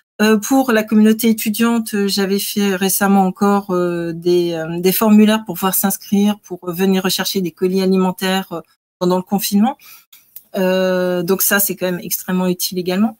Par contre, les points négatifs, alors par rapport aux données, on n'a pas toujours un retour sur l'utilisation qui est faite des données. C'est-à-dire qu'on offre une information, on ne sait pas forcément comment elle est manipulée entre guillemets par mes interlocuteurs, comment elle est utilisée, comment voilà. On peut faire dire ce qu'on souhaite aussi à une information et ça peut toujours être un petit peu dangereux quand même. Donc ça, j'ai pas forcément un retour sur ça. Concernant les questionnaires, le problème c'est que c'est toujours suivi d'action. Parfois on fait des questionnaires parce que c'est une demande du ministère, mais on le fait pour le faire et sans rien faire. Sans action derrière, et ça c'est un petit peu frustrant. Autre point négatif, c'est que j'ai rarement le temps d'analyser de manière approfondie, de manière poussée les données. Et en sociologie, justement, normalement, le temps est beaucoup plus long pour prendre le temps de poser un diagnostic, d'émettre des hypothèses, d'analyser vraiment les informations. Et moi, je travaille énormément dans l'urgence. Régulièrement, on me demande de faire des formulaires ou des questionnaires en une journée, voire même parfois en 1 heure. Donc, c'est vraiment voilà, un gros travail dans l'urgence et pas toujours le temps d'analyser et c'est un petit peu frustrant. Et autre point négatif, alors à titre totalement personnel, les tâches administratives et les nombreuses réunions en tant que directeur, c'est pas forcément ce que je préfère dans mon travail. Après, bon, voilà, ça fait partie aussi du fait d'être directeur, mais parfois on n'a que 20 à 30% d'une réunion où il nous intéresse fortement. Et sauf que moi, mon travail, c'est aussi d'analyse de données, de faire des choses concrètes. Et parfois, j'ai un peu l'impression de perdre mon temps, mais bon, ça après, c'est une autre problématique. Alors, mes conditions de travail. J'ai pas vraiment de journée type, puisqu'en fait, régulièrement, j'ai des nouvelles demandes qui arrivent au fil de l'eau. Enfin voilà, j'ai des urgences qui arrivent. Alors, quand même, à mon arrivée, en fait, je vérifie toujours ma to-do list, donc ma liste des tâches à faire pour la journée, ma liste aussi de réunions. Donc c'est à peu près 2 par jour en général dans la journée. Je vérifie aussi mes emails. Je fais un travail de veille grâce à des newsletters, des forums. C'est toujours intéressant quand même voilà, de s'intéresser à notre environnement, au travail qui nous entoure. Et souvent en fin de journée, en fait, je fais juste la mise à jour de ma liste de tâches pour le lendemain. Donc je vérifie ce qui a été fait, ce qui n'a pas été fait, ce que je dois rajouter, et je fais une nouvelle liste pour le lendemain. Alors le salaire. Donc moi, j'ai commencé en 2003. Donc forcément, je ne sais pas du tout si c'est d'actualité. Je gagnais à peu près 1 300 € net en tant que débutant. Aujourd'hui, je gagne à peu près 2 300 € net. Donc avec 17 ans d'expérience et voilà. Et 12 ans, 13 ans à peu près à l'université. Donc, il faut savoir qu'en tant que fonctionnaire, à peu près tous les 2 ans, on gagne des échelons et on a une petite revalorisation salariale à peu près tous les 2 ans. Mes horaires, donc je fais plutôt 9h, 17h30 avec une grande amplitude horaire, notamment le soir. Voilà, avec une plus grande souplesse. Je pars rarement à 17h30. Dans mon environnement de travail, donc je suis seule dans un bureau avec une petite table de réunion et la possibilité de télétravailler un jour ou 2 jours par semaine, mais plutôt un jour par semaine, parce que par rapport à mon positionnement, c'est souvent compliqué d'être absente de mon bureau. Les conseils que je peux vous donner, alors oui, déjà, les exemples de débouchés, pardon. Donc, chargé d'études, chargé de mission, chef de projet. Par rapport à ma formation, c'était vraiment les trois grands débouchés. Après, donc bien sûr, on peut être animateur culturel, social, chargé du développement social, chargé de formation, de recrutement. Plusieurs après se bifurquent plutôt vers des master MEF et font de l'enseignement également. Alors, mes astuces en fait pour réussir professionnellement quand on a fait de la sociologie, déjà c'est vous dire qu'en fait la sociologie ça prépare pas forcément un seul métier, mais une multitude de métiers. Si vous faites une école d'infirmière, vous allez vous former pour être infirmière. En sociologie, vous pouvez vous dire juste avant, vous avez énormément de débouchés. Et pour moi, c'est une vraie chance. C'est que surtout par rapport à l'avenir un peu incertain, je pense que c'est toujours bien de pouvoir rebondir ensuite dans plein de thématiques différentes. Déjà, voilà, comme vous avez pu voir, moi j'ai été amenée à travailler dans plein de thèmes différents, même si je suis toujours restée chargée d'études. Et là, voilà, la sociologie va vous amener à une multitude d'emplois dans une multitude de domaines, parce que vraiment, pour moi, la sociologie, c'est une boîte à outils qui va vous permettre d'avoir des clés pour structurer votre pensée, pour analyser des données, vraiment pour réfléchir. Ça peut paraître très théorique. Donc, en fait, il est nécessaire d'appliquer la sociologie à un domaine qui vous intéresse vraiment pour vous approprier les concepts. Il faut vraiment, en fait, dans le travail, vous allez en fait utiliser les concepts sociologiques pour les appliquer à des champs d'action précis. Ça va être une vraie plus-value. Ça va vous permettre en fait de voir pour une même réalité. Vous allez en fait avoir plusieurs concepts sociologiques qui vont décrire une même réalité. Vous allez avoir différents points de vue. Alors, je vais pas vous faire un cours de sociologie, mais entre Weber et Durkheim, voilà, pour une même situation, ils vont avoir des points de vue complètement différents. Et vous pouvez utiliser en fait cette manière de conceptualiser et de voir une même réalité sous différents axes pour pouvoir ensuite poser des diagnostics, apporter une réponse adaptée à une situation, pour pouvoir être force de proposition, pour pouvoir avoir plusieurs pistes de réflexion, parce que vous avez la capacité de voir une même situation sous différents angles. Et c'est vraiment une plus-value, c'est vraiment ce qui va vous démarquer dans le travail, notamment en tant que chef de projet, chargé de mission. C'est ce qu'on va vous demander, d'être force de proposition et de pouvoir trouver différentes solutions à une même problématique. Et la sociologie va justement vous permettre de faire ça. Voilà, sinon, ce que j'ai à peu près fait le tour, en tout cas, des conseils. Je suis désolée, je crois que j'ai dépassé un petit peu mon temps. Gaël, c'était très précis, très, très clair. Et ça donne vraiment l'idée de ce qu'on peut faire avec de la sociologie. Vous voyez, c'est vraiment, comme tu l'as bien dit, très, très, très, très vaste. Hein. On peut vraiment travailler dans plusieurs domaines. Ce qui compte, c'est la rigueur, c'est la méthode. Et puis, il faut aussi s'accrocher et puis aussi faire attention à son environnement. Tu as parlé de la manière dont tu as trouvé les différents emplois. Oui, c'est important d'avoir un réseau, de bien garder les contacts avec les anciens. Et je crois que c'est un très, très bon conseil qu'on peut donner à nos étudiants. Et juste un point par rapport à ce que tu fais, Gaël, il y a aussi l'importance de l'utilisation des mathématiques. Hein, je parle pour les étudiants qui sont bons en mathématiques. Vous serez les bienvenus en sociologie, parce que la sociologie utilise beaucoup les mathématiques dans les enquêtes, le travail d'enquête, le travail d'analyse de données. Moi-même, je l'ai fait depuis que je suis à l'Université d'Evry. C'est vraiment quelque chose dont on a vraiment besoin, quoi. Alors, il faut pas on ne demande pas à avoir des grands mathématiciens, mais si vous êtes bon en statistique, en analyse de données, c'est vraiment parfait pour pouvoir travailler dans le domaine de la sociologie, quoi. Donc, parce que la sociologie utilise beaucoup les données, et du coup, ça permet vraiment d'avoir un plus si vous voulez travailler dans le domaine de la sociologie. Merci beaucoup Gaël. Est-ce que Sébastien, tu as envie d'ajouter quelque chose par rapport à ce profil très très intéressant de Gaël Findeler, donc votre collègue à l'Université d'Ivry?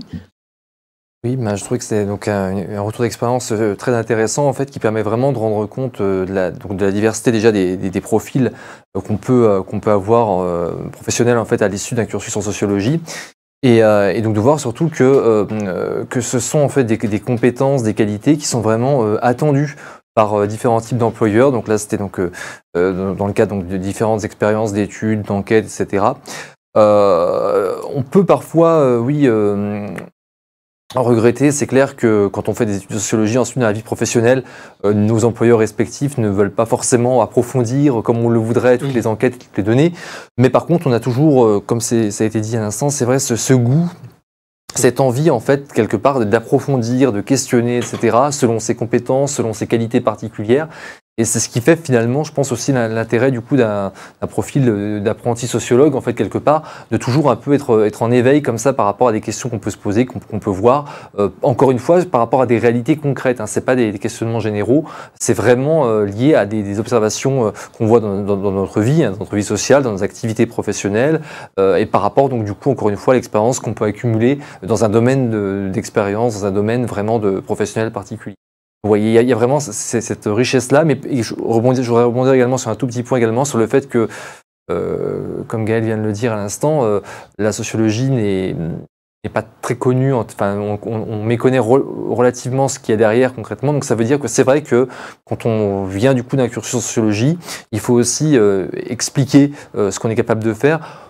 Ceci dit, je ne pense pas que ce soit une particularité de la sociologie, hein. Quel que soit le type de diplôme ou de formation, on est amené derrière à expliquer concrètement ce qu'on a fait, ce qu'on peut faire en fait. Donc voilà, je pense qu'il n'y a pas à s'inquiéter à ce niveau-là, mais du coup, voilà, de bien voir qu'à un moment donné, on s'imprègne dans un milieu disciplinaire, hein, la sociologie, les sciences sociales, et que derrière, c'est vrai qu'il y a parfois un travail un peu de traduction en fait à faire, de manière en fait à ce que les employeurs potentiels en fait comprennent bien concrètement qu'on n'est pas uniquement perché dans un univers particulier, mais qu'on est capable également de comprendre une demande particulière, une professionnelle, une demande sociale qu'on peut nous faire, et qu'on a également tous les outils, toutes les méthodes en fait pour pouvoir derrière en fait y répondre. En sachant que la trajectoire d'un étudiant en sociologie, c'est d'un étudiant en général, hein, c'est d'apprendre, de continuer à apprendre. Donc ça veut dire que quelque part, l'ensemble des compétences, des qualités qu'on acquiert au cours des études de sociologie, on peut les approfondir et les enrichir en fait à mesure qu'on se spécialise dans un domaine professionnel derrière. J'ai par exemple le cas d'étudiants qui ont fait des études de sociologie uniquement pour le master ou pour la dernière année du cursus Bac+5. Des personnes qui ont travaillé, je veux dire, pendant de longues années en fait auparavant, et qui finalement apprécient beaucoup d'avoir cette année en fait de réflexion, d'interrogation et surtout d'approfondissement, de questionnement, qui leur permet en fait de revenir ensuite dans le monde professionnel avec un regard un peu nouveau. Hein. Il y a vraiment un effet formation, hein, qui fait que quand on passe dans un cursus, donc là je parle pour la socio, mais quand on passe vraiment notamment par plusieurs années d'imprégnation dans un cursus disciplinaire, on construit vraiment un regard sur le monde social et surtout on s'outille pour comprendre ce monde-là, et du coup derrière on en ressort changé en fait. Donc voilà, c'est pour ça aussi que ça vaut le coup de prendre le temps de faire des études dans ce domaine ou dans un autre, mais surtout de s'imprégner encore une fois du vocabulaire, des lectures et des modalités pédagogiques qui accompagnent en fait du coup une formation, là en l'occurrence en sociologie. Merci beaucoup. Merci beaucoup Sébastien, merci Gaël pour ce témoignage. Et donc, on peut être chargé d'études, on peut être chef de projet, on peut être chargé d'enquête, mais on peut être aussi chargé de mission, comme c'est le cas de Jade Périac. J'espère qu'elle est là avec nous. Jade, tu es là? Oui, je suis là. Oui, bonjour. Oui.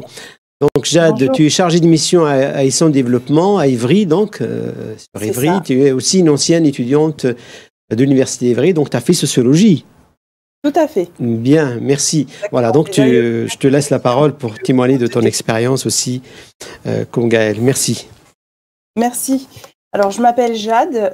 Je m'excuse à l'avance parce que je vais devoir partir à 15h30. J'ai une réunion après. Alors, du coup, moi, j'ai eu mon bac en 2012. J'ai fait un bac littéraire. Suite à ça, bon, j'ai eu un parcours un petit peu hors du commun. Hein. J'avais fait une seconde ST2S, donc en sciences médico-sociales.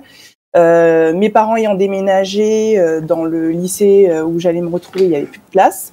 Donc j'ai fait un bac littéraire qui m'a beaucoup plu. Et donc du coup, au niveau des débouchés, je suis tombée sur cette licence de sociaux. Donc au préalable, moi, j'avais pas de connaissances en sociologie. C'était vraiment par pure curiosité. Et puis du coup, je me suis lancée. Et suite à ça, j'ai eu la licence en 2015. Ensuite, j'ai pris le temps d'une année de césure. Avec des amis de la licence, on a été en voyage pendant 1 an avant de reprendre notre master. Donc ensuite, au niveau du master, j'ai fait un master en développement social et urbain. Donc aujourd'hui, ce master, il s'appelle Ginseng, gouvernance des innovations sociales et environnementales du local au global. Et suite à ce master, j'ai encore pris une année pour fêter un peu mon master et j'ai été à l'étranger donc en 2020. Le master, je l'ai eu en 2019. Du coup, voilà, en pleine année Covid, j'ai été au Brésil, je suis rentrée, donc j'avais pas pris l'initiative de chercher un travail juste après le master. Je voulais d'abord prendre le temps de voyager, puisque je savais que quand on a notre premier emploi, on s'investit pas mal, on reste, voilà, on prend pas de vacances dès la première année, voilà, il y a des manières de faire. Et donc, du coup, voilà, maintenant j'ai postulé chez Sun Développement à distance d'ailleurs. J'ai eu des entretiens en visio avec eux.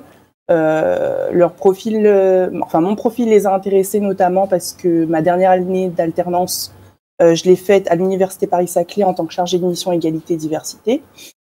Donc du coup voilà, ça les a intéressés et du coup là depuis septembre je suis chargée de mission autonomie donc chez Sun Développement.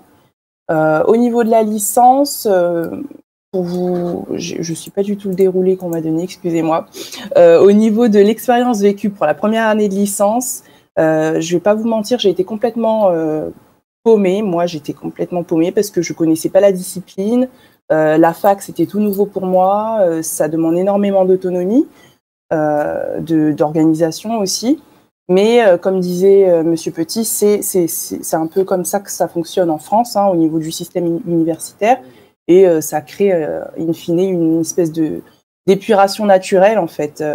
Les gens se réorientent, c'est pas forcément... Parce que les chiffres, des fois, on est assez étonné par les chiffres au niveau du décrochage la première année. Mais il faut savoir qu'il y a beaucoup d'étudiants qui se réorientent ailleurs, qui vont faire un autre cursus. C'est pas forcément des gens qui ont complètement lâché leurs études comme ça, quoi. Donc du coup voilà, ça a été assez difficile, mais voilà, par des groupes de travail, par de la discipline, on y arrive sans souci. Les profs en licence à Évry sont assez à l'écoute. Donc moi à ce niveau-là, ça m'a permis de structurer mon travail, de m'organiser, d'échanger. Dès qu'il y a un souci, comme disait Monsieur Petit, il y a toujours des dispositifs et des manières d'accompagner l'étudiant, même si la plus grosse part des choses, le plus gros du travail, on va dire, c'est l'autodiscipline. Au niveau des impératifs liés à la formation, voilà, rigueur, discipline, organisation, c'est ça. Et des difficultés rencontrées, ça a été vraiment de pouvoir gérer mon temps de manière autonome parce que je n'avais pas été habituée à ça du tout. Pour la prise de notes aussi, ça a été assez difficile au début parce que en cours magistral, le prof, voilà, il a son cours. Bien sûr, on peut demander de répéter ou intervenir pour poser une question, mais il faut savoir prendre des notes de manière rapide et simple sans perdre de temps, quoi. Mais sinon, voilà, ça c'est de l'expérience qu'on acquiert avec le temps, avec de l'assiduité, de l'entraînement, et puis ensuite tout va bien. Au niveau des lieux ressources, j'ai été pas mal à la BU, pas uniquement pour des bouquins de sociaux. La socio, ça permet justement de développer son esprit critique, sa curiosité. Comme disait Monsieur Petit, on s'interroge en premier lieu sur sa famille, son environnement. Et puis ensuite de fil en aiguille, il suffit qu'on se balade dehors pour analyser un peu le mobilier urbain, qu'est-ce qui est mis en place, pourquoi ils font ça, dans quel contexte. Et puis, je pense que de fil en aiguille, quand on commence à s'intéresser à la socio et aux mécanismes qui régissent notre société, c'est pas très facile, on va dire, de se défaire de cette manière de penser, en fait. Ensuite, ça va s'installer progressivement dans vos vies et vous allez naturellement étudier ce qui vous entoure sans pour autant vous forcer à le faire, quoi. Ça va être naturel, on va dire. c'est assez dangereux d'utiliser le mot naturel là, mais ça va venir naturellement. Au niveau de la vie universitaire, il y a aussi des associations étudiantes qui permettent de maintenir un peu un lien social autre que tout ce qui est cours, prof. Voilà, il y a une autre routine à adopter. Vous pouvez aussi prendre le temps d'apprendre avec vos pairs. Hein. C'est aussi ça, la fac, c'est s'organiser, c'est s'échanger ses notes, s'entraider, faire des groupes de travail aussi en parallèle, se voir dans un autre contexte. Et tout ça, ça participe à la vie universitaire et à la prise d'autonomie, quoi. Au niveau des démarches et des stages et des expériences au travail, pendant ma licence, j'ai eu plusieurs jobs étudiants, donc qui n'avaient rien à voir avec la sociologie. J'ai travaillé ma première expérience était en tant que surveillante dans un lycée. Je suis restée 4 mois, il me semble. Ensuite, je suis restée 3 ans en tant que vendeuse, donc en parallèle toujours de mes études. Ensuite, j'ai travaillé en pharmacie dans la vente, juste caisse et vente en accès libre. Et puis, à la dernière année de master qui se faisait en alternance, j'ai été chargée de mission égalité-diversité à l'université Paris-Saclay. Et donc, du coup, là, au niveau du parcours de la recherche d'emploi, comme je vous le disais, j'ai pas spécialement recherché un travail dès que j'ai eu mon diplôme. J'ai juste pris le temps de voir qu'est-ce que j'avais envie de faire, parce que c'est un peu le ton de mon parcours. Hein. J'ai jamais vraiment planifié. Je me suis jamais dit moi je veux être ça, je veux faire ci. Telle année il faudra que je sois arrivée à ce niveau-là ou quoi que ce soit. Hein. C'est vraiment j'allais un petit peu où le vent me menait, et puis surtout je fais en sorte de toujours utiliser les expériences même personnelles, que ce soit dans le bénévolat ou on aille assister à des conférences sur Paris, des ateliers lecture sur certains bouquins, essayer toujours de valoriser les expériences qui sont différentes de celles que vous avez à l'université, hein, parce que c'est aussi ce qui valorise, c'est à valoriser sur des CV. Peu importe le travail que vous avez fait à côté, je pense qu'il y a toujours matière à valoriser votre expérience pour la faire valoir dans le monde du travail, quoi. Et donc, du coup, au niveau des conditions de travail actuelles, là, je suis en CDD. J'ai été embauchée en septembre, donc CDD. Je travaille à temps plein. Au niveau de la rémunération, donc à Paris-Saclay, quand j'étais en alternance, je gagnais à peu près 900 €. Et là, en tant que chargée de mission, je ne sais pas si je peux trop en parler, mais on va dire que je suis au-dessus des 2000 € net. Et voilà, j'ai pas mal d'avantages en tant que chargée de mission. On a des véhicules de fonction pour les chargés de mission. On a un portable professionnel, une ligne professionnelle. Ce que je fais dans mon métier actuellement, je suis référente au niveau de l'autonomie. Donc l'agence, c'est une agence de développement local, donc territorial, en Essonne. Donc on a plusieurs secteurs d'activité, on va dire, enfin plusieurs écosystèmes. Moi, je m'occupe de l'autonomie, donc c'est tout ce qui est lié aux personnes âgées, au bien vieillir. Donc du coup, en fait, je vais accompagner des startups ou des entreprises qui portent un projet ou des services innovants dans le domaine du bien vieillir et des seniors, en fait. Et je vais leur proposer, les mettre en lien avec des acteurs du territoire pour qu'ils puissent développer des relations ou expérimenter leurs projets et, in fine, ensuite développer, soit commercialiser ce qu'ils ont élaboré, soit proposer des services sur le long terme. Donc voilà ce que je fais au niveau de l'autonomie. À côté de ça, j'ai quelques missions au niveau de l'immobilier aussi, d'entreprise. Donc il suffit qu'on a aussi des territoires qui sont attitrés. Donc voilà, il y a le département de l'Essonne, il y a des communautés de communes, des communautés d'agglos. Et moi, je suis en charge du secteur de Grand Paris Sud et de la communauté de communes entre Juines et Renardes. Et en fait, sur ces secteurs-là, je vais être amenée, s'il y a des entreprises qui veulent s'installer sur certaines zones, à prendre connaissance des attentes, des caractéristiques qu'elles recherchent au niveau du lieu où elles veulent se baser, établir un cahier des charges, le transmettre à des commercialisateurs, donc des agents immobiliers, et ensuite mettre en relation ces personnes, faire des visites et, in fine, installer ces entreprises sur le territoire essonnien. Donc voilà globalement ce que je fais. Sinon, je participe à beaucoup de salons pour détecter un peu les tendances, les talents et ce qui se fait de nouveau ou pas. C'est pas tout le temps fructueux, hein, on trouve pas toujours les pépites et c'est beaucoup de démarchage, c'est beaucoup de relationnel. Et donc voilà, pour mon métier, au niveau des bonnes pratiques et astuces clés pour réussir dans ce domaine, je pense que c'est vraiment important la sociologie dans ce contexte-là.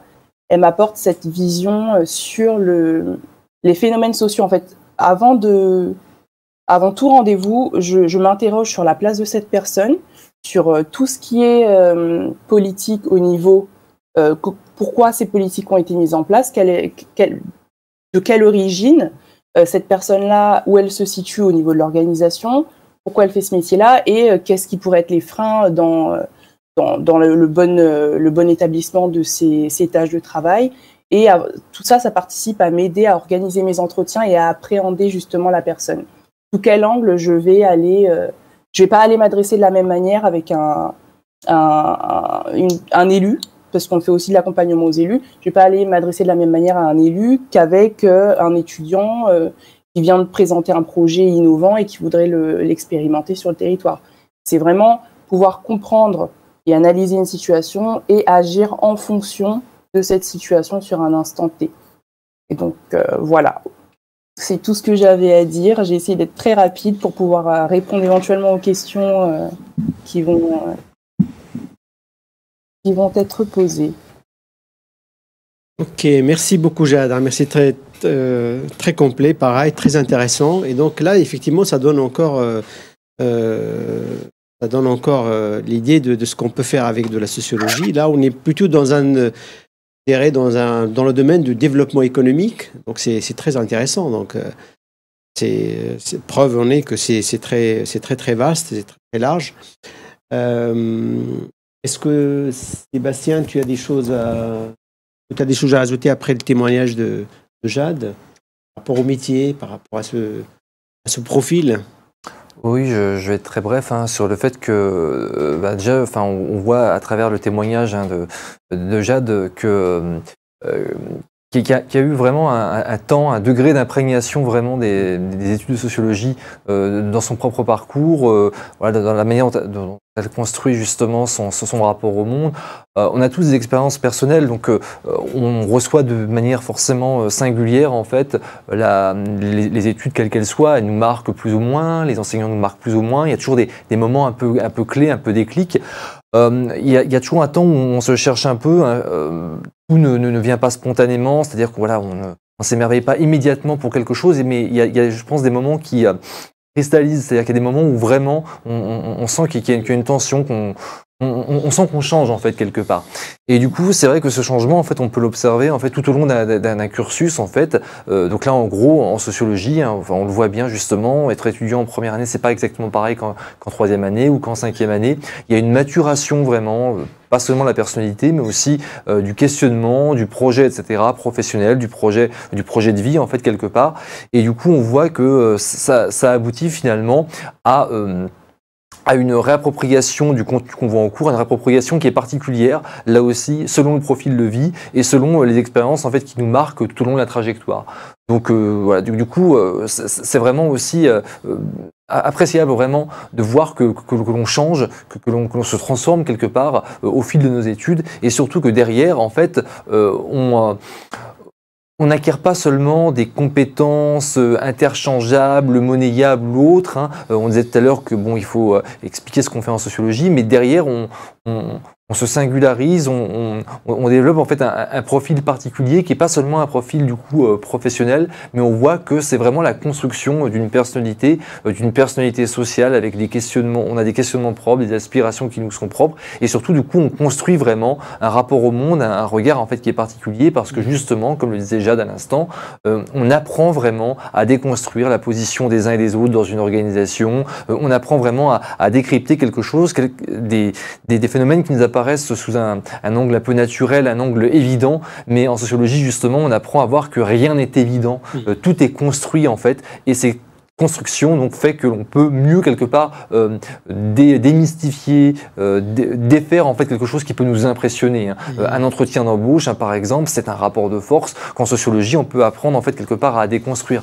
Quand on intègre un milieu professionnel, pareil, c'est un univers dans lequel il y a des codes, il y a des normes, il y a tout un ensemble finalement de choses à connaître, on s'en imprègne, on se socialise à ce milieu, mais en sociologie en fait on peut apprendre là aussi à le décoder quelque part en voyant quels sont les tenants, les aboutissants, comment ce milieu professionnel est construit. Ça permet derrière d'être un peu en éveil permanent. On peut aussi continuer à douter, on peut aussi continuer à être complètement habité, hanté, j'ai envie de dire, par ses propres études, ses propres connaissances sociologiques, mais par contre, ça fait qu'on est toujours en alerte et toujours en fait en mesure quelque part de déconstruire, d'analyser, d'investiguer en fait ce que l'on voit. Donc on le fait dans notre entourage effectivement, mais on le fait du coup dans n'importe quel milieu social ou professionnel qu'on est amené à côtoyer, comme justement les deux témoignages viennent de le dire. Donc il y a vraiment une particularité, je pense, à ce niveau-là, des études en sociologie et en sciences sociales en particulier, qui consiste à toujours en fait aller au-delà en fait de ce qui est visible, au-delà finalement des structures apparentes, des interactions, de la vie sociale en fait. Merci beaucoup Sébastien. Alors Jade a dit aussi une chose intéressante par rapport à tout ce qu'il a fait comme en tant que bénévole dans les associations, dans l'animation. Donc ça me paraît quelque chose de très très intéressant. Donc je sais que quand on est lycéen, on peut avoir un BAFA, on peut faire de l'animation de rue, dans les centres sociaux, pendant les vacances. Toutes ces expériences-là sont valorisables en sociologie. Donc c'est très très important de faire ce genre de choses quand on a un peu le temps, quand on cherche du travail, mais rien n'est perdu. Donc, quand vous êtes en sociologie, tout ça peut représenter un plus pour s'inscrire en sociologie, mais aussi pour continuer. Voilà. Alors, il y a juste une dernière question, Sébastien, là, qu'un étudiant a posée. Est-ce que, quand on fait de la sociologie, est-ce qu'on peut poursuivre sur le métier du journalisme? Quelque chose qui se fait à Évry ou pas? Est-ce qu'on peut aller vers des métiers de journalisme en ayant une licence en sociologie? Est-ce que tu sais que on peut avoir une équivalence ou pas? Oui, après une licence de sociologie, par exemple, on peut intégrer une école de journalisme, par exemple, de la même manière qu'on peut intégrer une école spécialisée dans le domaine du commerce, dans le domaine toujours des sciences politiques ou humaines et sociales qu'on évoquait tout à l'heure. Là, donc pareil, toutes ces choses-là, en fait, le milieu professionnel et le milieu universitaire comportent énormément de passerelles. C'est pas forcément évident de les identifier, mais par contre, là encore, on échange beaucoup entre enseignants, étudiants, entre étudiants. Il y a également différents services au sein de l'université qui proposent donc d'éclairer les étudiants, notamment les néo-étudiants, les néo-bacheliers, ceux qui arrivent à l'université, sur le fait qu'il existe toutes ces possibilités. Donc oui, par exemple, dans le cas du journalisme, on peut très bien faire une école de journalisme après un bac+3 en sociologie. Mais également, on peut très bien aller jusqu'au bac+5 en sociologie et ensuite monter, par exemple, un web journal ou autre. Enfin, je le dis parce que j'ai eu des étudiants ou des camarades quand j'étais moi-même en cours qui ont ensuite, en fait, se sont spécialisés en fait dans le journalisme. Donc oui, c'est tout à fait possible. Je dis pas que voilà, tout est possible absolument en faisant telle ou telle étude en fait, mais dans le monde professionnel en fait actuel, il y a toujours des conversions ou reconversions possibles. Et c'est vrai que du coup, avoir un bagage, par exemple, en sociologie, ça apporte une spécialité particulière qui est liée donc à la formation qu'on a en licence ou en master. Mais ensuite, derrière, on est en capacité de convertir quelque part ses connaissances, ses compétences, ses qualités, parce qu'en apprenant par exemple à faire un travail d'enquête, un travail de documentation, de lecture, de travail en groupe, tout ça, ce sont en fait des choses qui sont demandées ensuite dans n'importe quel univers professionnel. Donc on ne peut pas évidemment faire tout et n'importe quoi, mais il y a toujours en fait des types d'ajustements, d'adaptations, de reconversion possibles. Là, pour le coup, les témoignages des anciennes étudiantes de sociologie en fait, montrent bien qu'on ne se détermine pas totalement au fil du cursus universitaire, mais les choses se jouent aussi après, en fonction des possibilités, des opportunités, mais également, ça va être notre capacité à valoriser ce qu'on a pu faire dans le cadre des études de sociologie, mais également, comme tu le disais Mouloud à l'instant, en dehors, c'est-à-dire des activités associatives ou autres, parce que la vie étudiante, c'est pas seulement du coup les études, c'est aussi tout ce qui se déroule en fait autour des activités extra-étudiantes, ça compte beaucoup aussi. Merci beaucoup. Donc sachez aussi que, comme l'a dit tout à l'heure Sébastien, donc vous avez des enseignants bien évidemment qui vont vous aider, qui vont vous encadrer dans les petits groupes. Vous pouvez aussi faire de l'apprentissage, ça aussi c'est un élément important. Donc si vous voulez avoir tout de suite un pied dans le travail, il est possible aussi de faire Donc certaines formations en sociologie, en apprentissage, parfois c'est une semaine à l'université, une semaine dans l'entreprise. Donc il y a aussi cette possibilité-là qui est ouverte. Vous avez aussi des services à l'université qui vont vous aider, qui vont vous accueillir. Tout à l'heure, les deux témoignages ont parlé de l'ABI. L'ABI, c'est la bibliothèque universitaire qui est ouverte même le samedi matin. Vous avez aussi des services comme le service dont je fais partie, donc c'est la direction de l'orientation, de l'insertion professionnelle, donc qui peuvent, on accueille des étudiants en première année, on les renseigne sur les différentes filières, on peut les coacher aussi sur faire un CV, une lettre de motivation. Donc il y a énormément de services à l'université qui peuvent vous accueillir, vous orienter, vous renseigner. Bien évidemment, il y a le restaurant universitaire, il y a la bibliothèque, je viens d'en parler. Il y a aussi pas mal d'activités culturelles, associatives, sportives.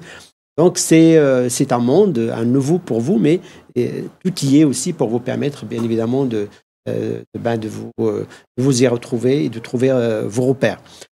Voilà, je vous remercie. Donc, je vois qu'il n'y a plus de questions. Je voulais juste donner une information. Que donc les mercredis de la découverte continuent. Tout à l'heure, donc de 16h à 18h sur la filière Histoire. Et le mercredi 20 janvier, donc la semaine prochaine, pour les sciences, pour l'ingénieur, donc de 13h30 jusqu'à 15h30. Je vous remercie. Je remercie Sébastien, Gaël et Jade pour leur témoignage. Je vous remercie vous aussi, étudiants et futurs étudiants en sociologie peut-être, derrière vos écrans, d'avoir participé à cet après-midi et d'avoir posé des questions. J'espère que vous pouvez aussi aller sur le site de l'université pour avoir plus de renseignements, donc www.uni-ivry.fr. Voilà. Merci à vous et à très bientôt.